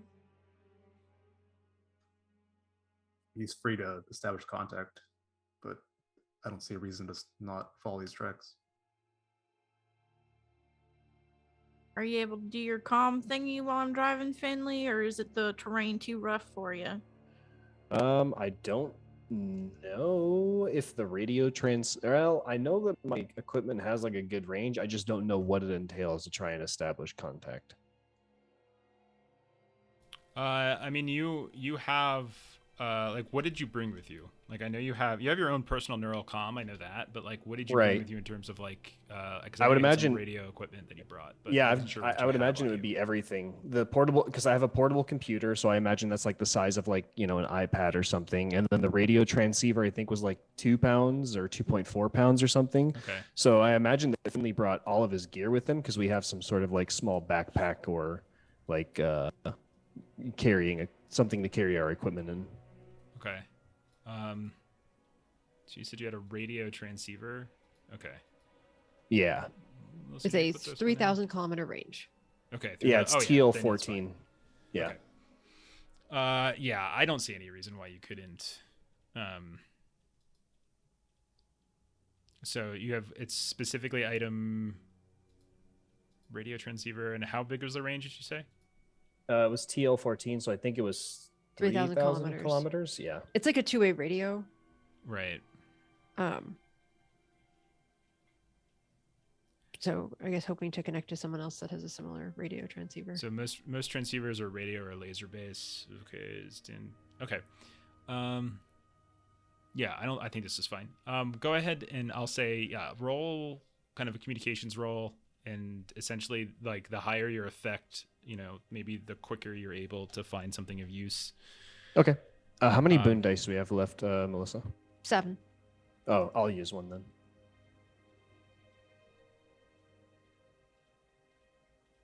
And then... Ooh, okay. Oh my god. Okay. 13. So while Yeah. while Wynn's driving, and then again, I'm not exactly sure how many. We'll say there's enough places for you all to sit in this. You're kind of fiddling away a bit, kind of sending out basic kind of SOS or something like that, or trying to contact whoever might be out there.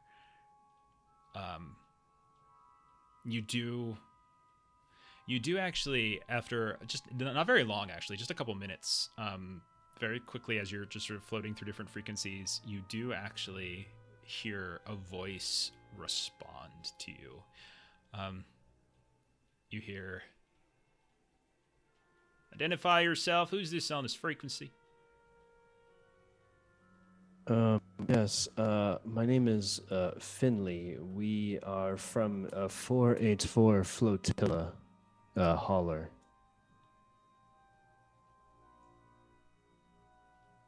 Well, Finley, what are you doing here? So it's been quite a bit of time since we've made contact from Rift Hauler 587, and we came to investigate. And upon landing at the candling station, we were happened upon by some nefarious types, perhaps locals that you've had trouble with in the past. I'm not quite sure. Yeah, there's a long pause before the woman's voice comes back on. It's kind of like almost a little bit of a southern drawl to it. Comes out, and it's kind of fairly loud and forceful. "You've been to the station, have you?" Yes, well, it's the only place that there's a spot to land a ship, from what we knew, so we really had no choice. As you're talking, you hear in the background another voice trying to talk to them, but you can't quite make out what they're saying, and she just says, "Quiet." "Well, Finley, what kind of vehicle you all traveling in?" Currently, we have liberated one of the small terrain vehicles from camp, from It's the called an killing station. ATV, Finley. My compatriot tells me it's called an ATV. I don't know. It's got 4 wheels and it goes fast, sort of. "Well, Finley, there are a few of us up here at the observatory, but that ATV ain't getting up here. Gonna need to fly your way up here, I think. Any Do you think sign of second air raft? One we've got up here, we had an incident. We sure would like some evac if that's possible." She's very you could tell she's constantly there's these long pauses, and she's almost like she's constantly speaking over her shoulder, like she's in the process of almost having an argument with whoever is trying to sort of backseat converse with you. Yeah. And we passed an airship, right? Or you passed the other rift hauler. Now you know that there are 2 air rafts, so those flying cars that are associated, that are attached to the base. You haven't somewhere seen back where we either of were. those. And she just said that she has one up there, but there was an incident. I think Finley will try on picking up on the length of silence. He will try and say, we're happy. My team and I are happy to try and locate this second air raft, but we were not expecting the level of hostility and barbarous nature of this planet. So perhaps you could fill me in on what's going on, or your team that's with you could help. Ask her how many need evac.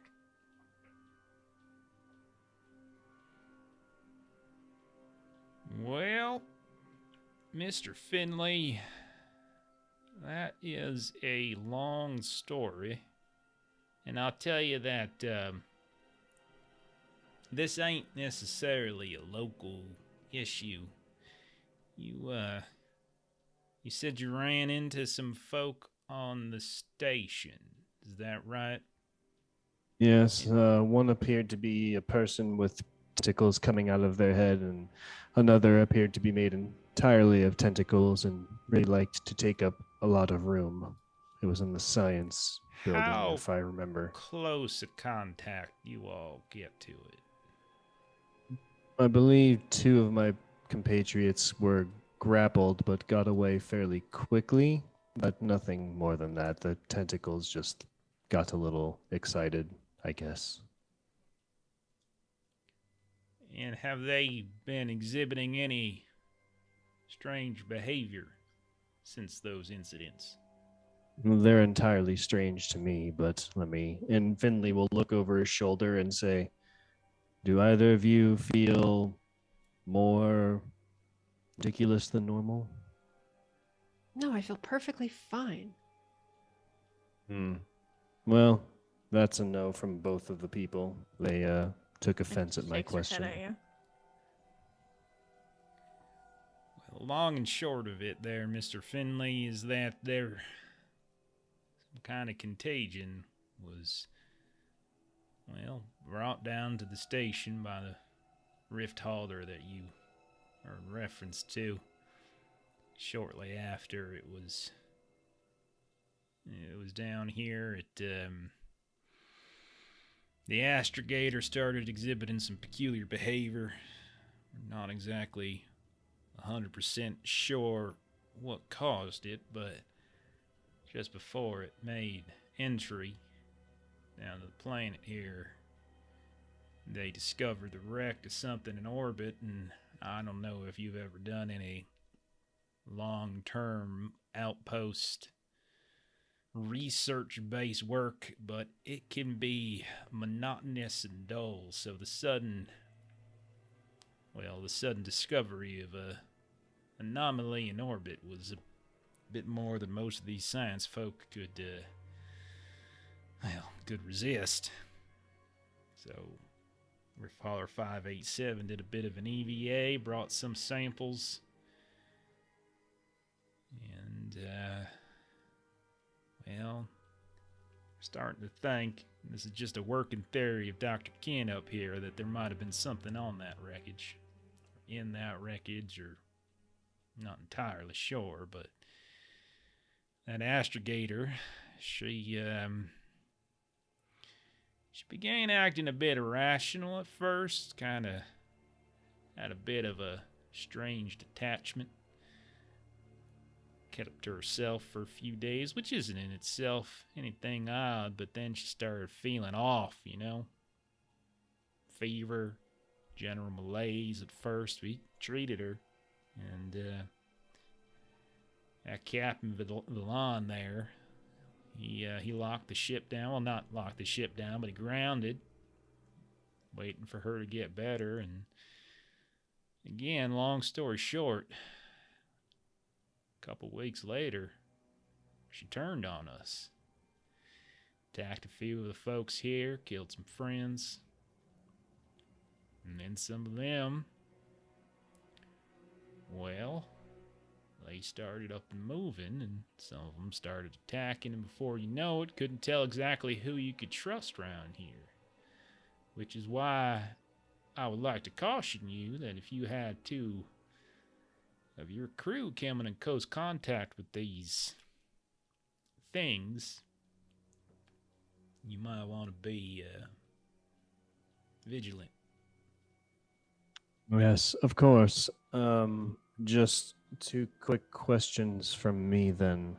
The first being, how many of the 13 of you remain and are at this observatory for rescue?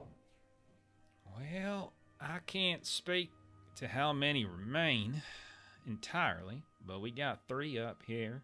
Myself, Petty Officer Amelia Zirk, and I got 2 of the docs up here, Dr. Mill, Dr. Kine. We tried to get old Space Hand Kenya in here with us, but Makalu, we waved to her when essentially the shit started to hit the fan. Like I said, no one really trusted anyone at that point, and she took one look at me and David getting into the air raft, shook her head, and last we saw, she had herself all kind of locked down in the northern accommodation hut. As for everybody else, well, I mean, after the astrogator got sick, she stabbed a few other folks, and they looked all right for a while. One of them was old Sagan, good friend. I trained him. And when things started to hit the fan, sub-lieutenant, skipper started pulling out the shotguns, and as he was doing so, Sagan shot him right there in the back, and I don't think any of the Navy folk are around anymore. I'm probably the last one left there. I hope Ikalu's still around, but if you all just came from the station and didn't see her, well, maybe she got away, maybe she didn't, but she ain't up here. And there were a bunch of, about 6 of them from the Rift Hauler. I don't even want to know what the hell became of Mercy. She was, as the astrogator, she, no,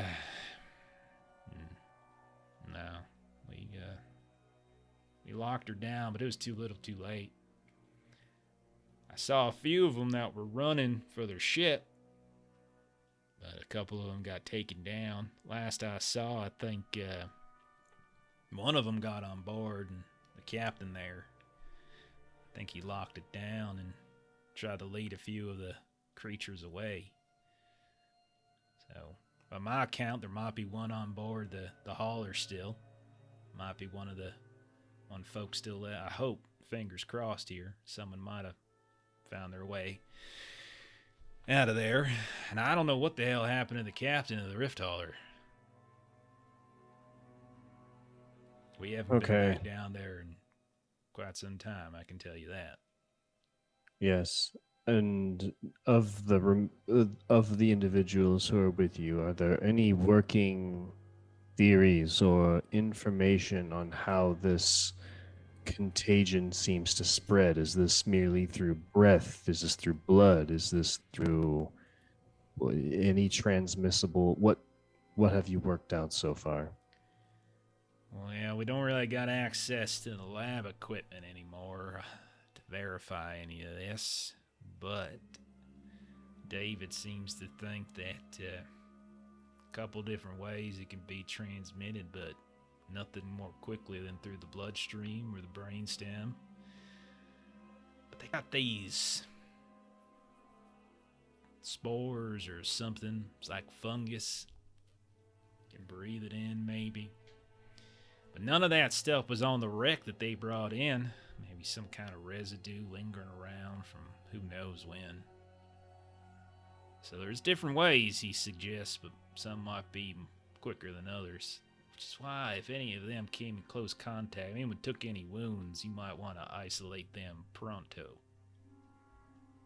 Of course. We don't want to add to more troubles here, so we'll do our best to be vigilant, and we will look for that second airship, and I'll be in contact. Please leave this channel open, and I can give you updates as we discover more. For now, I think we're going to head to the weather center, but I can update accordingly.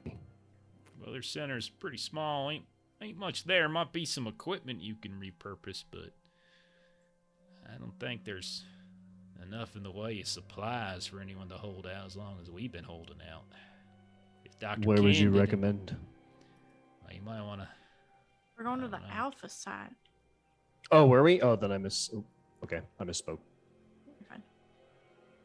Well, Or So then maybe that Finley- was just like Finley's plan, and we were like, "Nah, dude." No, I thought for some reason we were heading north, so I just misspoke.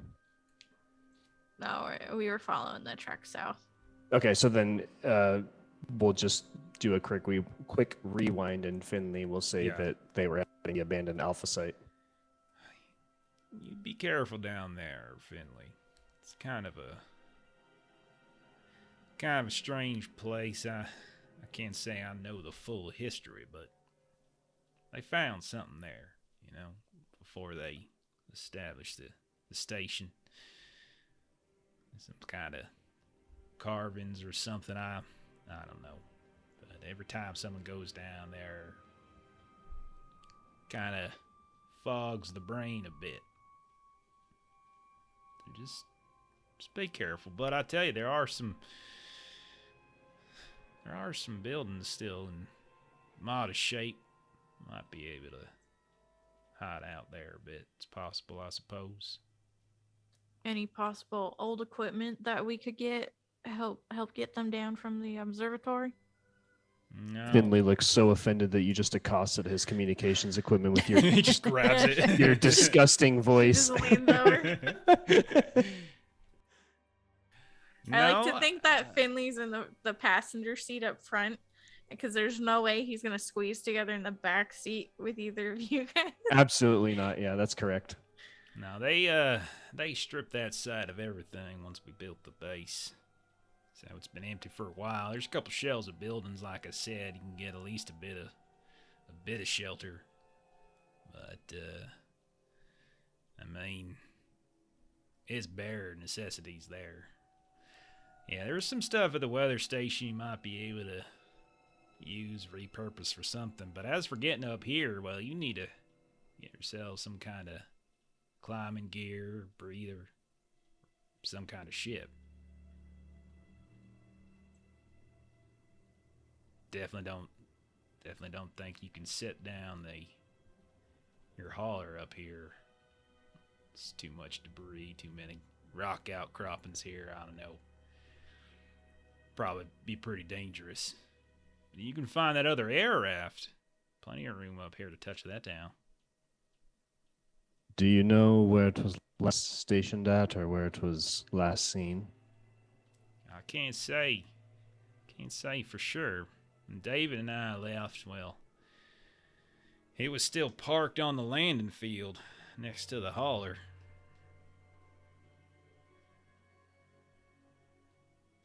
Understood. Well, we'll try and check in with you at some regular cadence, perhaps once a day.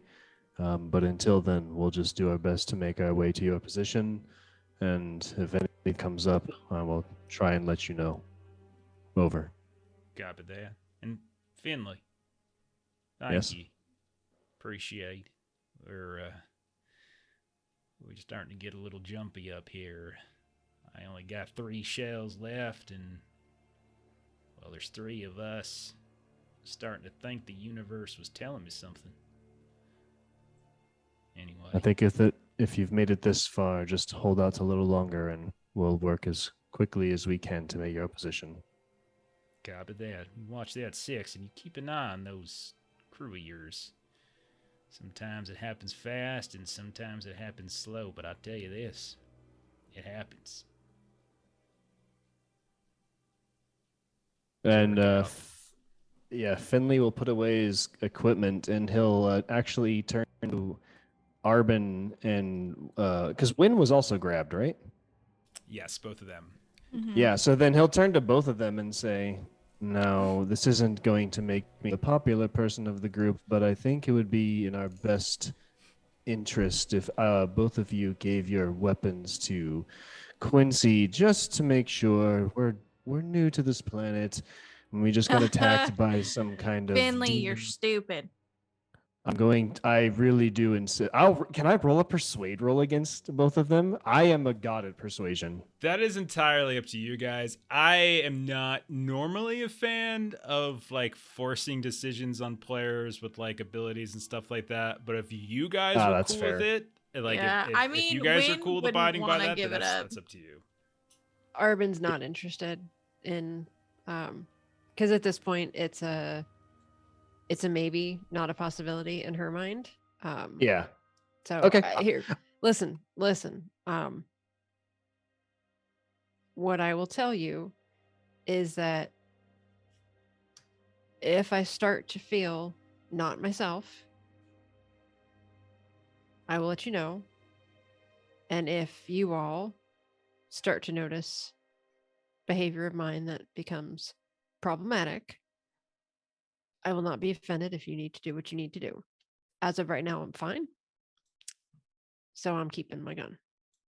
Yes, but Arvin, don't you see the paradox within that statement? Of course, you feel fine right now, and I think that any reasonable person would recognize that, okay, we've just encountered something we don't understand, and in a state of precaution, perhaps hand over something. I would certainly have no problems with this because, well, it just makes sense. So how do you know that your mind will not be compromised and that you won't even recognize it like right now? This is Well, what you're the big smart boy, so you just keep an eye on us. And then, if you need to get Quincy to disarm me, he can attempt to. But you ain't touching my gun, pretty boy. And I don't have time to keep an eye on 3 nincompoos such as yourselves. I have to keep the communications line open, and I have to figure out a plan for all of us. That's a lot I of thought you were work. supposed to be brilliant. If you can't multitask, don't worry about it. And as Chad has reminded us, the folks who are not, those who changed felt ill first. So, Yeah. thank you for that reminder. If So- I start to feel ill, Finley doesn't look at anything as drab as a chat room. He only talks to the highest authorities.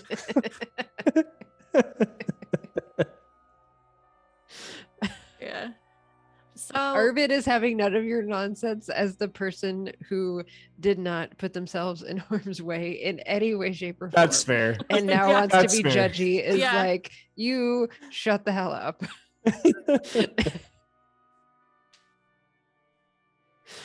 Okay.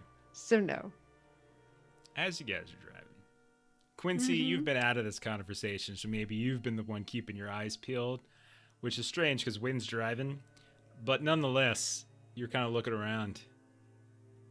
You're about 15 kilometers or so. You've been driving for a little bit. Quincy, at the corner of your eye, you kind of notice something off in kind of a gully. You see a vehicle kind of flipped over, crashed. It's the ATV. You can see it kind of down into this gully, kind of on its, not so much flipped over completely, but more like on its side. You can see the kind of the undercarriage of the vehicle itself. I'd hate to break this amusing conversation, but we've got sight on ATV. Oh, anything for you, Sarge? And Wynn will pull over.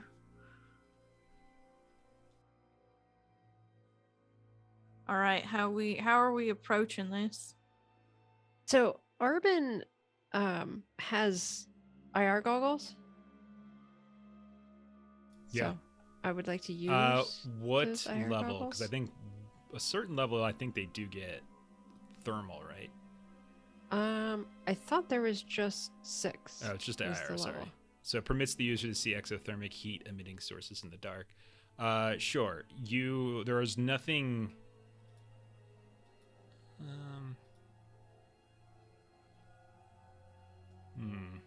There's no like listed range or anything. It's just Yeah. There does not appear to be anything, any heat signatures coming from the vehicle. Sorry, I just noticed. What about like the general landscape? Can she? Nope. It's sort of desolate. The only thing you guys ever really see around here, occasional like little patches of like kind of moss, like little bits of vegetation, some insects here and there. You don't see any kind of major life forms. Like the largest bits you see are literally just small insects here and there. And that is consistent with like sort of the basic report you got of the planet, that the life here tends to be fairly small. There's no like major kind of mammalian structure or reptilian structure. It's all kind of there's some basic kind of vegetation here and there. No huge trees or anything like that, but it's all kind of more moss driven and insects and things. okay. Yeah. So just to be clear, Arvin did a 360 with the IR goggles, not just in the direction of the. I mean, just ATV. your cells. Like it's just your cells, the vehicle. Like that's all you're getting in the area. It's very, very again. It's very cold. So for those of you that don't have any particularly heavy gear to kind of keep you warm, you're feeling it. So it's not enough to like hurt you or anything like that, but you're definitely feeling kind of cold out here. And it's also very, very lonely. Now the sky is amazing. Like when you look up, like like the distant stars. Like now the Great Rift, there's no like local sort of stars around. Like I said, like very low density area in the Great Rift, but you can see like there's sort of the distant brilliant stars like off. No lights around to really kind of clog it whatsoever. So it's sort of an amazing view. But aside from that, no heat signatures other than yourselves. So we're moving toward that ATV crash. Yeah, I'll make my way towards the ATV. Have someone at my 6. Okay. Sure. Okay. So as you approach, you don't notice any power. Like you don't see any lights, any external lights. Now, all of this happened, like the fall of the station happened a while ago, like weeks and weeks, probably. Like that's how long it's been. So how long this vehicle has been sitting here, you would imagine is you follow the tracks and they all kind of led in this general direction here and there, and eventually you saw like these strange skid marks and things on the ground, and then you see the wreck. But you don't see any signs of lights. You do a comms check really quick, basic stuff, and there's no kind of comms response from inside the vehicle. So as far as you know, it's dead.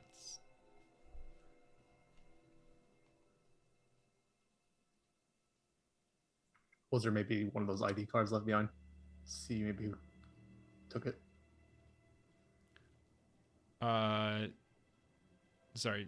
Oh, you want to see if like in the slot of the ATV, yeah, like which you guys with yours? Okay. Okay. So you kind of move around. You have to kind of climb up because it's on its side. You kind of climb up to the door, and you kind of pop open the door because these are enclosed.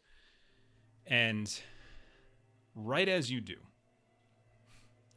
you notice that it's very dark in here, but you flash the light down. You kind of reach in past the wheel to go for the slot where the ID card would be. And there is, in fact, an ID card kind of sticking in here. But as your hand is just kind of breached the door of the driver's side of the vehicle, you notice that there is this array of tendrils and roots that, with the opening of the door, kind of twitch a little bit, and you can see they kind of jerk into motion, and they start to slowly creep in your direction. Quincy, what would you like to do? I'm gonna back up and kick the door back shut. Okay. Did you want to try to snatch the key card, or did you just want to straight up close the door? Say screw it. Okay, so you fling back immediately, and like as long as that's all you're doing, you fling back immediately. You slap the door down, and you're able, like, it doesn't actually go so fast as it hits you. It moves very slowly. What's the matter? Looks like it's been a while, but those tendrils are here too. Go ahead and roll. I'll say roll an investigate check, difficulty 10, because you did it so fast. It was just like, what quick glimpse did you see in the split second you had the door open?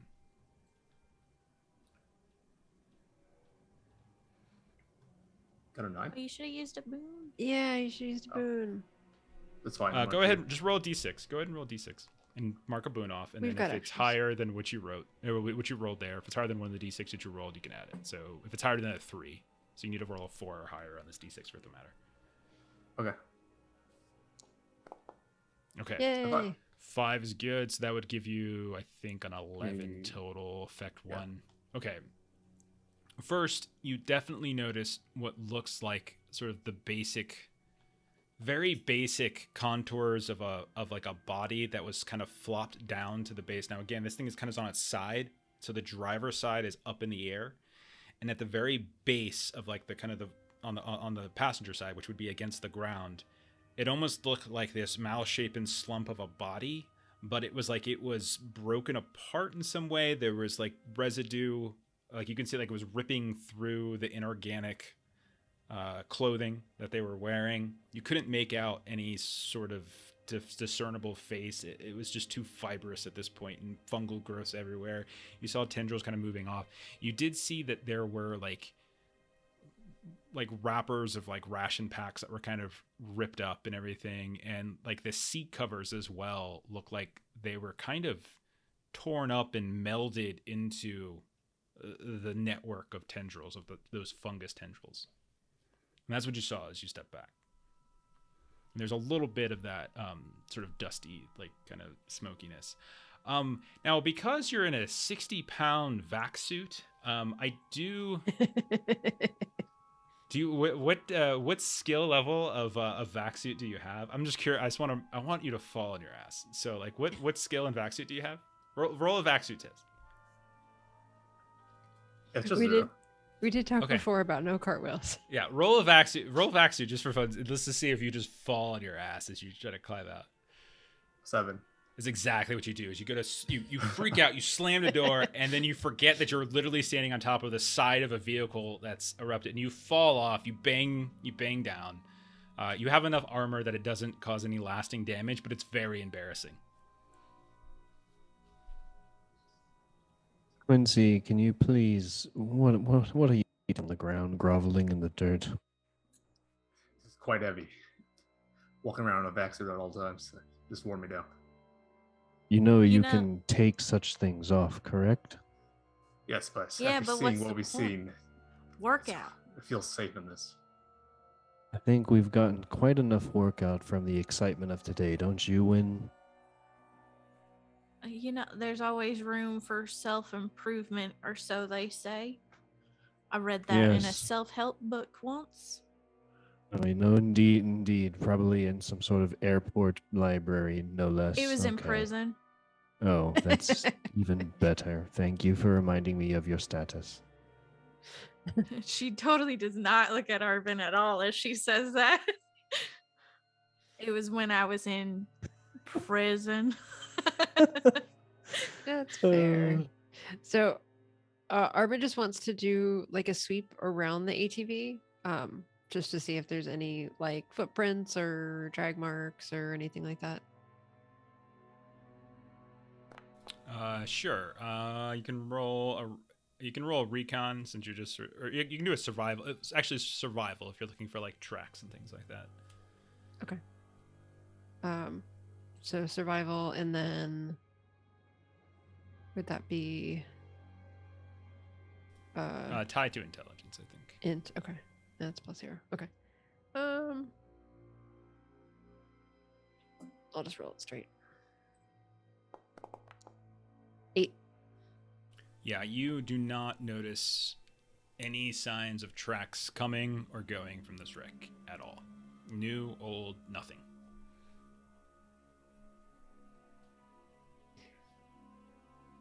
So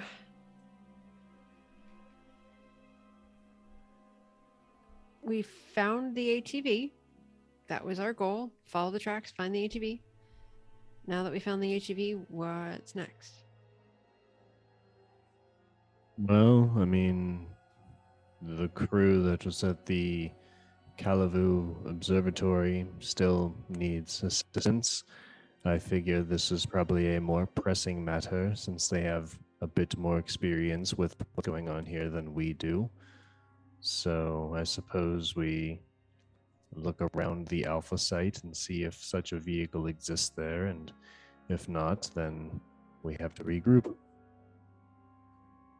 Yeah, I think maybe we take cover at Alpha site, get whatever we can from there, and let Candlein Station cool down. It's a little hot right now, and then once they finally maybe stop shambling around everywhere, we can get in there and see if we find the thing, the fly thing. I hope one of y'all can fly, and then we can get up there and then get them back, and then get on our ship and get outie.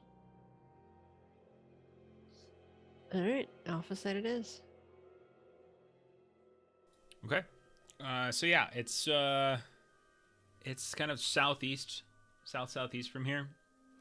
You have a general direction in which way to go. What's up? Do we have sufficient charge to get down there and get back? Yeah, you should be fine. Okay. Yeah, the ATV was left plugged in for a very long time. So it's full charge there and back. You shouldn't have a problem. So while we're kind of driving there, Arvin's just going to be like, so kind of to win. How worried are you? Because so there's an ATV. There were people driving the ATV. Yeah. And then no footprints, drag marks of anybody leaving the ATV. And a bunch of like root tentacle things. Well, they crashed, I presume, and none of them knew how to fix it, probably. And then I didn't see, but maybe they turned because they're infected. It sounds like an infection. I'm no doctor. Now, I flunked out of school, so maybe this should be directed to Sir Phineas.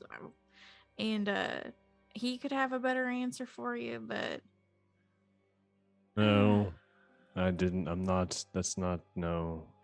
I'm an expert in communications and business, not in what happens you're to the terrible cellular with structure. communicating with people. You just haven't seen me on a good day. It's not every day you go to some backwater shithole and have to get attacked by tentacle monsters. I'm not in the best of moods. I'm sure you can understand. Well, that just shows the limits of your experience. I don't go around partying with riffraff such as monsters and zombies. If that's what you call a party. I don't. That's what I just said. Arvin, that's sarcasm. Wynn's just trying to be helpful.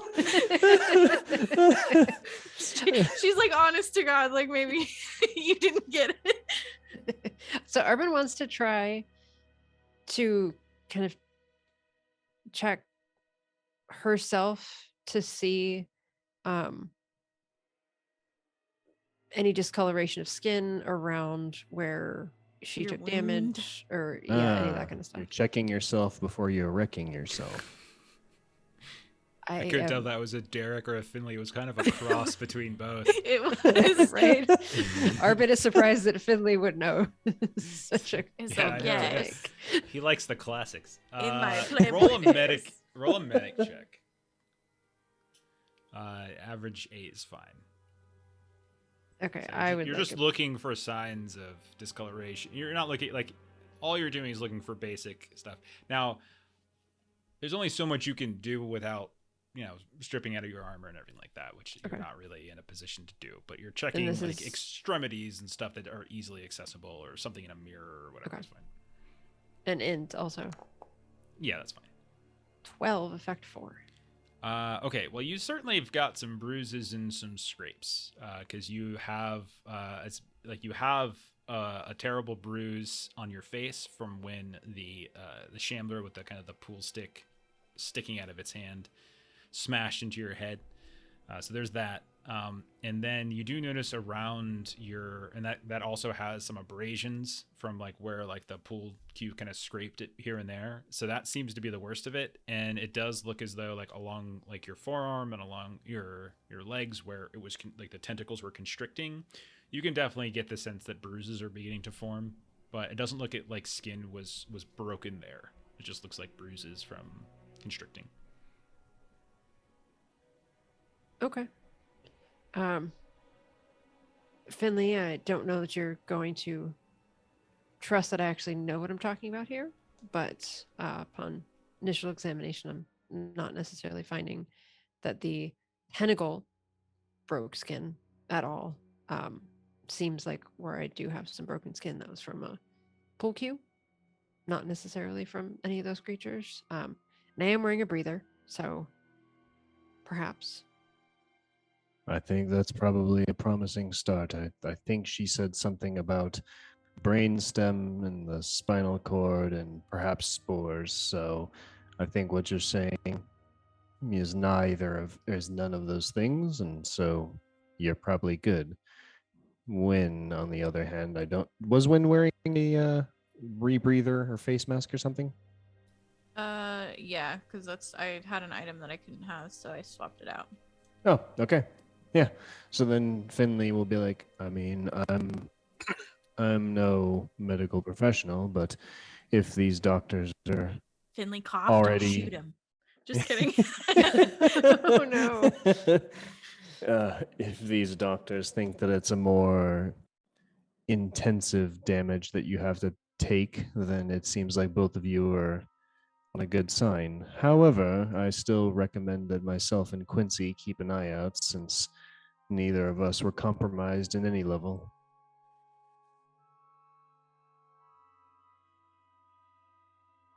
I don't see a breather on your list here of any kind. Mine? Yeah. Or mine. I haven't had the chance to grab it over. So in yeah, lieu but the of thing the infinite loop thing that you can have. Getting a breather in lieu of a rope, or just getting probably a 1,000? better rope. Oh, I thought I just didn't isn't have it it, a and I rope? was gonna spend it on something else. Because I didn't find a different rope. I just found the infinite rope. Seems a little after the fact, kind of. Let me get a filter mask now, and there's spores fine. coming around. No, babe. No.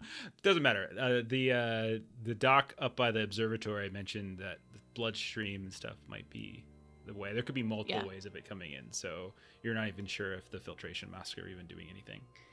I was just thinking earlier of the atmosphere because you mentioned the observatory. Right. Okay, yeah. Well, I think you guys were adjusting your atmosphere on the ship to sort of acclimate. Does mean like if you're spending time at higher atmosphere, it's still going to be rough. Like even people who stay on. Yeah, because the one I was reading was altitude only. Mm-hmm. Okay, that's fine. Okay, so at this point, we'll say you all, you're having this conversation as you're driving, and you finally kind of cross over this hump, and you see kind of extending out before you what you would imagine is this carvings camp, right? Like this camp that's referenced. It's this abandoned alpha site. You see what looks like empty, almost like ghost town buildings here and there, kind of scattered about. You see no lights of any kind. It's very dark when you approach. Got the lights on the ATV and stuff to make sure that you don't accidentally like go off a cliff or anything like that. You notice a few things when you first drive up. So one, most obviously, is these buildings. And there's kind of two types of buildings here. So it's all on like this very flat ground. Like it's like almost peculiarly flat, this whole area. You notice that like some of the buildings almost looks like the lots themselves are sort of worn down. I'm not sure if they're eroded or what, but like they're kind of down to like this small base. But then you see kind of more recent building design similar to what was back at Canling Station. And you see a couple of those, but you don't see like any signs of like the floodlights or anything like that. So it's just these like weird silhouettes and shadows and darkness. Another thing you notice is that there's an air raft parked off to the side. And the third thing you notice is that there's these kind of walls of rock, not buildings, but just sort of walls of rock of some kind, obelisks or probably wider than that are kind of set up kind of around and just on the edge of some of these buildings. And in sort of the shadows, you see as your headlights swoop past, you see like a figure, humanoid, as you get a quick whoosh of the lights as they move past, just sort of sitting or crouching or maybe on a rock, just kind of hunched over, unmoving, near one of these walls, these like kind of these tall, dark carving walls.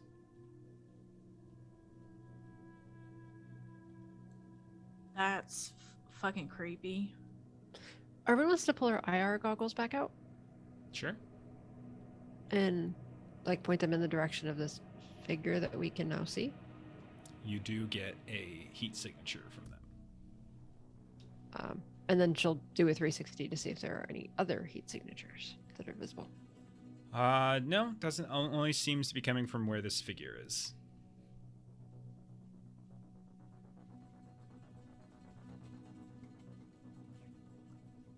I'll head up to it, pretty cautiously, check it out, see if it's potential survivor or.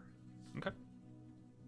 Quincy, please be careful. We are the only ones that are not infected right now. Thought you said you thought I was fine. I'm so confused. I don't know what I think right now. I just know that Quincy and I haven't taken any hits. Well, make sure you go find yourself a radio tower to hang out in while we do all the dirty work. No, if I could, I would. Okay. Now, when you approach, do you approach stealthily? Do you call out? Like, how do you approach, Quincy? Stealthily. I want to get sight on this first. Okay. Go ahead and roll that stealth, then. Can I give him cover with my sniper rifle? Sure. We also still have Boondai if you would like one, Quincy. Yeah, I'll use it.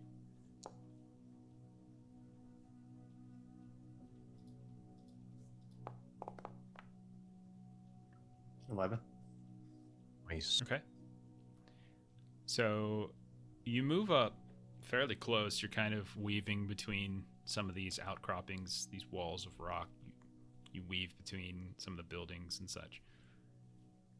And you do notice that the figure is, like, you don't really see any significant movement, and you're confident that they don't know you, despite your 60-pound heavy vac suit crunching in the earth along the way. You have managed to somehow move up in such a way that has not alerted the figure. Now, what you see is kind of a ragged looking person. It's dark, so unless you want to shine your light directly on them, like, you really are only do you want to shine your light directly on them? There's not all, they don't seem to have their own. They seem to kind of just be sitting there in the dark, just the starlight that there is coming down, staring up at these sort of obelisk like rock formations that are noted as having some kind of carvings. Yeah, I'll bring a light out when I'm close enough. Okay, so you flash a light in their direction, and you notice that person, it looks to be a man. Scrawny, scraggy looking. Kind of got this sort of shaggy looking beard that's sort of drooped down, hunched over, and it's just, you're not even sure what they're staring at. Like, you think they're looking up, it's hard to tell. But the minute you've flashed the light up, there's like a wincing, like as they kind of turn off to the side a bit, and they don't seem to react any more than that. Then I'll call to them. They don't seem to respond.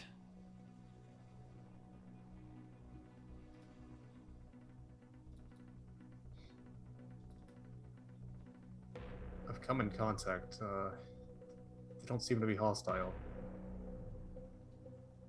Yet, Don't at seem to least. be friendly either. That lady that Finley was talking to mentioned brain fog. Do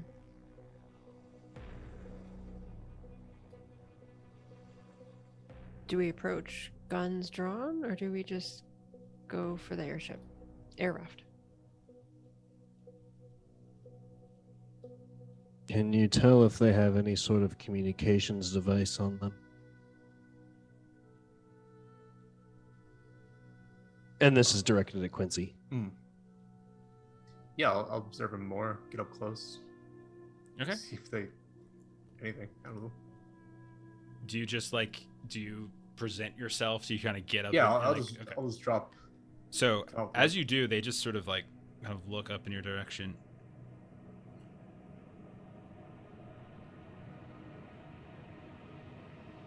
This like far away look in their eyes, like it's like they're struggling to even register that you're there.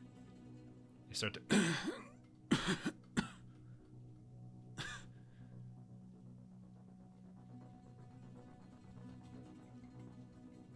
You see it?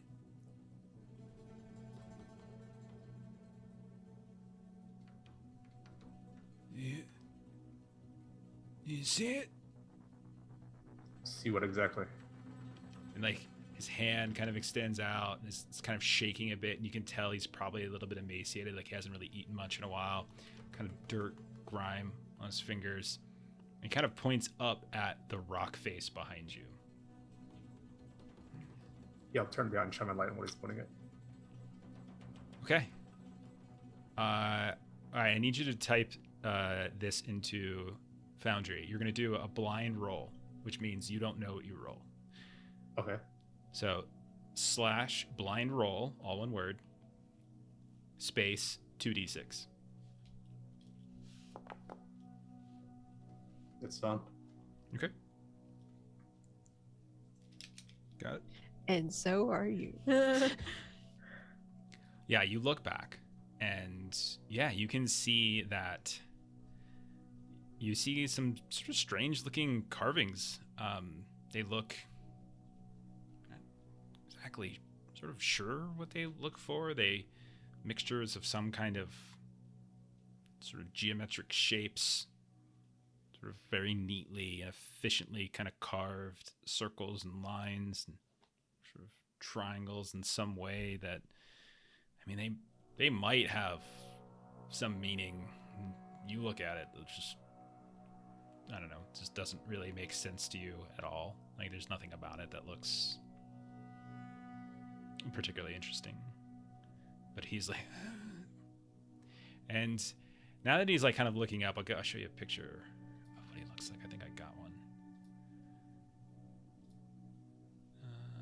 I'm pretty sure I do. Or maybe I don't. I don't know. Chat was commenting about the perfection of the music that was like crescendoing right when like the man was looking up. Yeah, I did it. Totally did it on purpose. Timed it all out. Take credit for that. I don't think I actually have a picture of him, it looks like. Sorry. Thought I did. As a placeholder visual, we can just use the yellow sign symbol. That's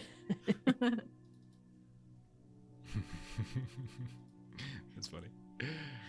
But yeah, just like this kind of sort of blackened like weave of hair, big old bushy beard.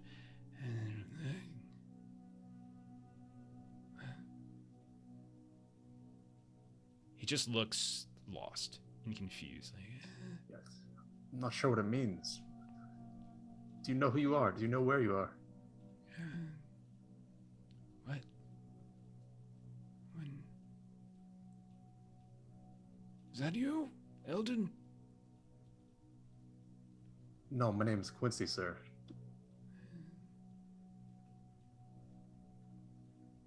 Do you see it? Kind of just holds his hand up again, like pointing, like we were just like looping through this conversation. Yeah. And you see he's like just using his finger to kind of track like some of the car. And then you see him just sort of reach up into the sky towards some of the stuff.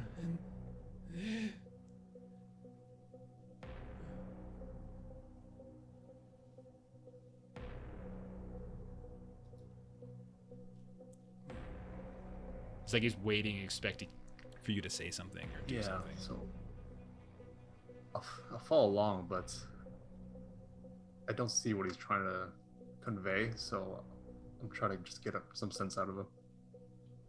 Okay. What are the rest of you doing at this point? Arvin wanted to approach with some like water or something because it seems like he might not have Okay. had anything to eat or drink in a bit. Yeah, So like looking at him for sure. He looks like he hasn't drank, hasn't eaten. He looks very sickly.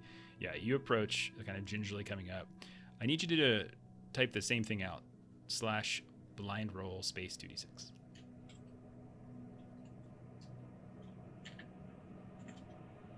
Thank you. mm-hmm.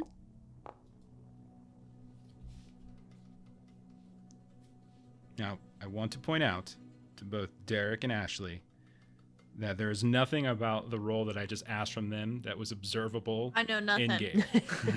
Yeah. Okay. Wynn's got her sniper rifle out. She's got it propped up on like the side or like the front of the ATV as she's looking down.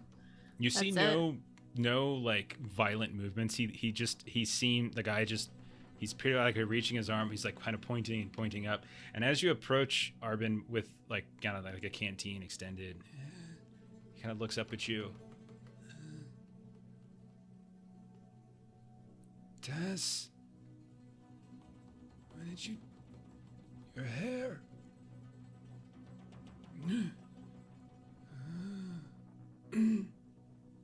You can tell that it's not so much that he sounds old, but he sounds like parched, thirsty. Like talking is like something he hasn't done in a while.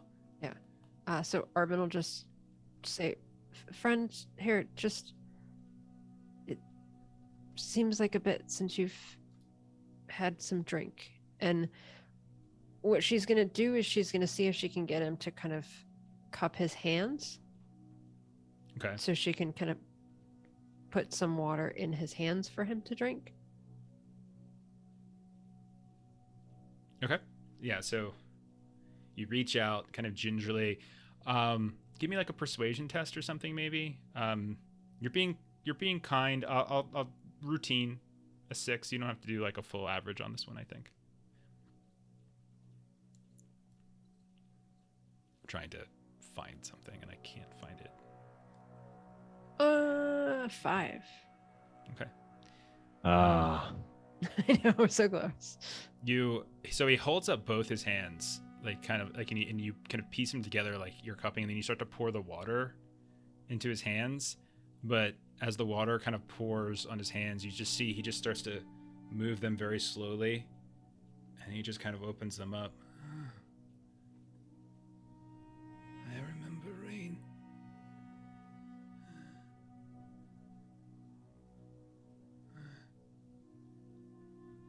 Am I able to observe any recent wounds to this person?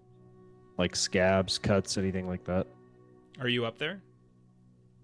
I think Finley will walk like he's not gonna get like right next to the guy, like like social distancing, like 6 feet away. Okay. I need you to do the same roll then. All / right. blind roll space 2d6.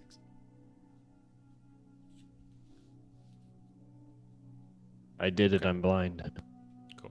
Not going to tell you what you guys rolled. I will only tell you if it matters at some point. May or may not. We shall see. You see what looks like his fingernails seem a little bit long, but like ripped up, torn up. You don't really notice any like major abrasions or anything, like no cuts or stabs. Like there doesn't seem to be any clear signs of blood anywhere. Any kind of recent issues mostly seem to be kind of around his hands and his fingernails.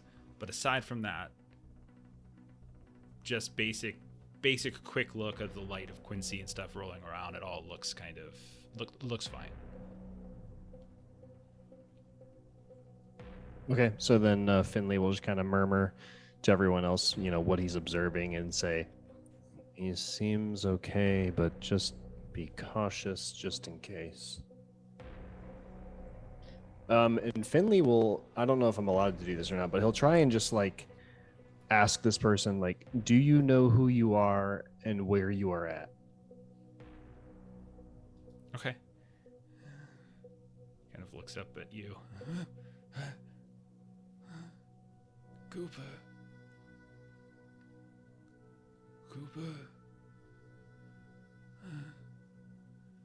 Do you see? Do you see? He again does that thing where he's just like with like a great deal of urgency, hands sort of shaking, pointing at the carvings and then pointing up at the sky. Would I be able to discern anything if I try and interpret what he's gesturing at?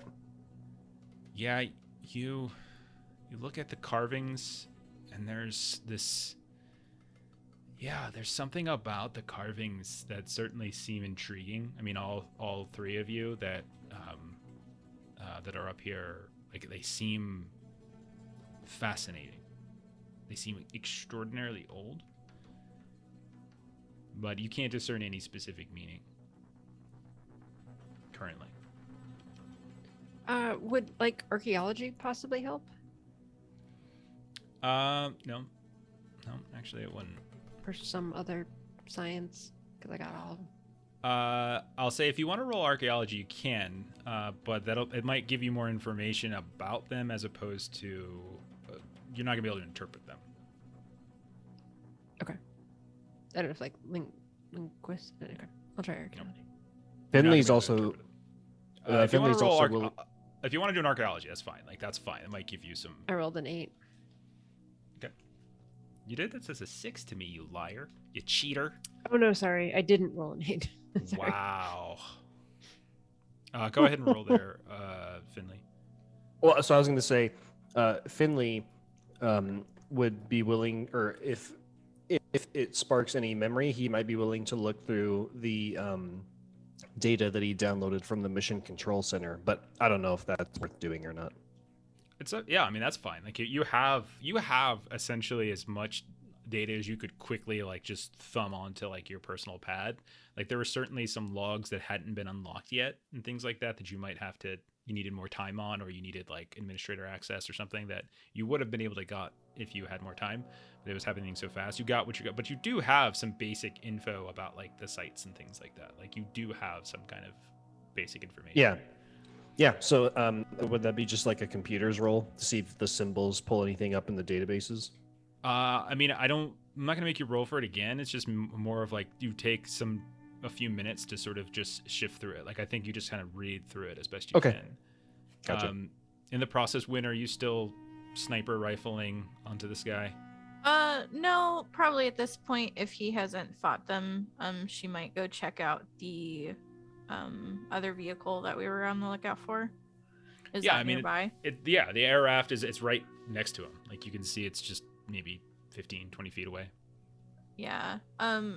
She'd probably go up to try and see, like, make sure it's intact. Yeah, from what you can tell, just a quick glance. No, it looks to be fine. Don't see any damage whatsoever. Looks fine. So she just will kind of wander up with it kind of slung over her shoulder and be like, so what's taking so long? Is he coming with us, or what's happening? I can't immediately tell if he's dehydrated or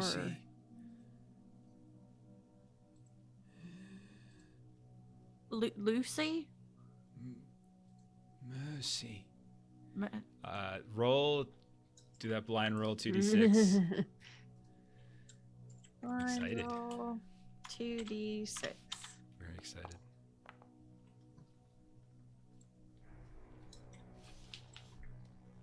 Okay. Knew I'd be Mercy. Damn it.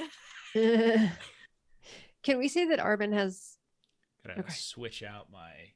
It's that time of night where my is that time die and I have to switch them. Yeah, out. my name isn't Mercy, sir. Arvin.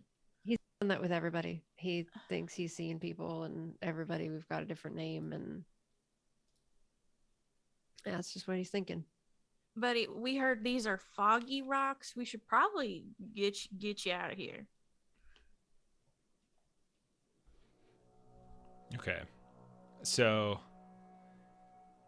as you guys are talking, he says, "Oh no, my hair, it's all screwed in.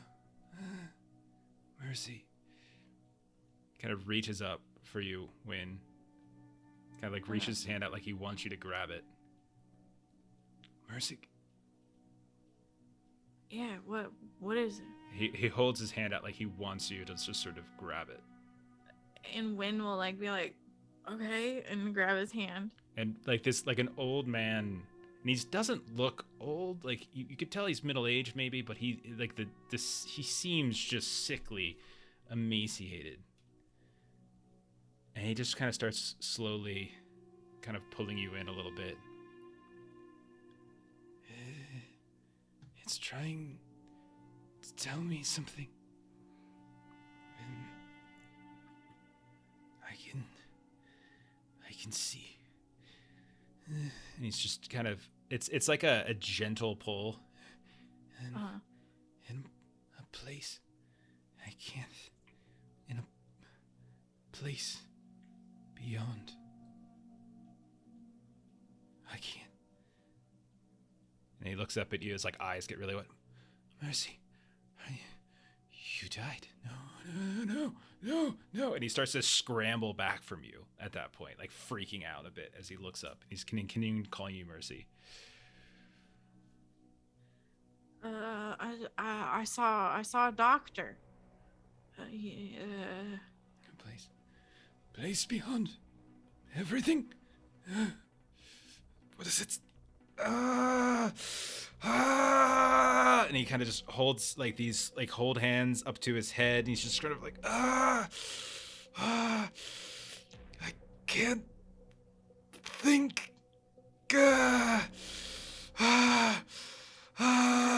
Okay. Just breathe. You might be having a panic attack. No. In head. You're dead. No, you're dead. He's really like freaking out on the ground. Now, what are you guys doing? Wynn's Arvin? backing up, like, all Arvin right. wants to look at Quincy, and she'll like kind of pull out her stun stick, and just kind of like Ira raised. Finley will put his hands up to like everyone around is like a calm down type thing, and he'll just try and talk with this person and just say, "No, sir, I need you to just take a big, deep breath. Everything you're currently hallucinating from dehydration." I saw you. And he just tries to speak really slowly to like calm the guy down. It had you on the bridge. I saw your head. And he's like really, really panicking. So, Arvin, what are you doing? I think the more and more escalated he's getting, Arvin wants to just try to like not kill him, but obviously just stun stick, just kind of put him out. Don't hit the man. Yeah, I was gonna say Finley is like, Christ. do not escalate this to physical violence. He's just freaking out. I can try and calm him down. Wynn Or will there's like some back sedative up. you could possibly administer here. I know you're a medic, but do you have any sort I have of a med kit. I don't know if like there's anything involved. I think we actually put the medkit in to see what you've got there. So you what TL do you have? Still 10. 10. Drugs, antibiotics. I mean, it does say drugs. I think it's reasonable to say you probably have a sedative in there. It has diagnostic devices and scanners, surgical tools, panoply of drugs and antibiotics, allowing a medic to practice their art in the field. I think it's reasonable to say. Yeah, there's got to be some kind of... I think so. Yeah, I think that's reasonable. I will say I'm gonna want a. If you want to do it, Quincy, give me a melee attack of some kind. Yeah, give me like a melee attack, but like I'll say routine 6 because the guy's kind of being distracted by Finley, who's trying to like talk to him. I hate wearing headphones.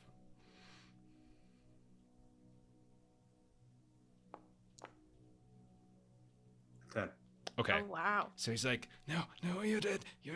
And as he kind of looks up at Finley as Finley's talking to him, no, goodbye, no. You just, he's like, and he just flops over onto the ground. And very quickly, it's knocked out. And I think that's where we're going to stop, right there, on that moment, because it's a good moment. God. Okay. Nicely done, Quincy. All right. You just saved me from myself because I was gonna be like, Win wants to look at the rocks and see what he's looking at. All right. I'm going to go ahead and delete the rolls so you guys can't. I know Melissa sometimes goes in as me to enter in items and stuff. So I'm deleting them all. So they're not in the log anymore. We know. Did they ever happen?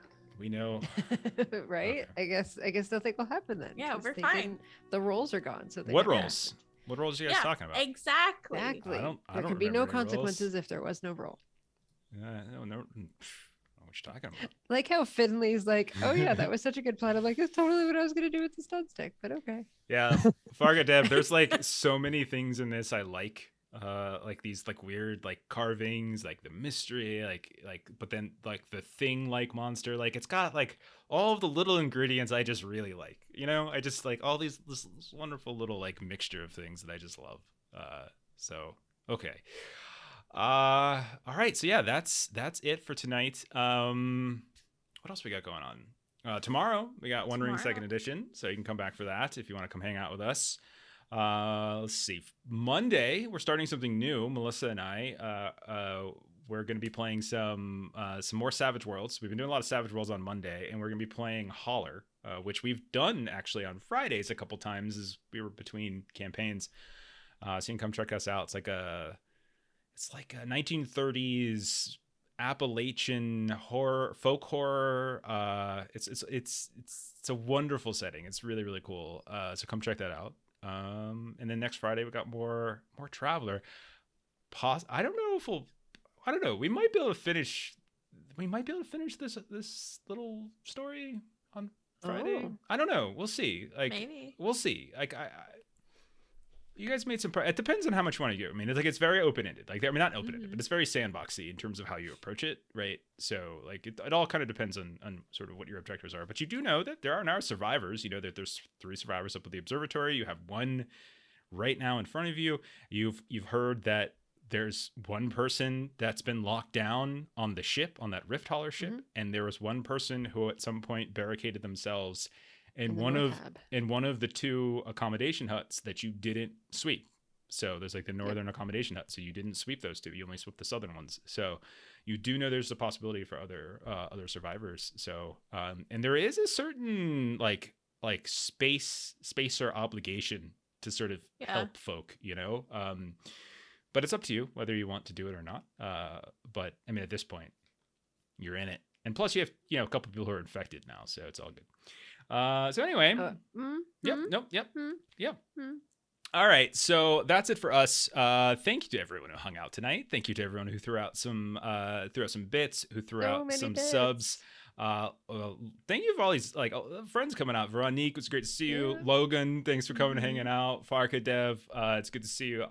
Hammer Crom, you guys are all amazing people. We really do appreciate you coming and watching all this and us Snail and our and nonsense. Arvin and all of our folks that come out. We appreciate you. And Cargan was here for a while too. So because it's afternoon in New Zealand, I think, or something like that. Or it was. He said time zones are weird.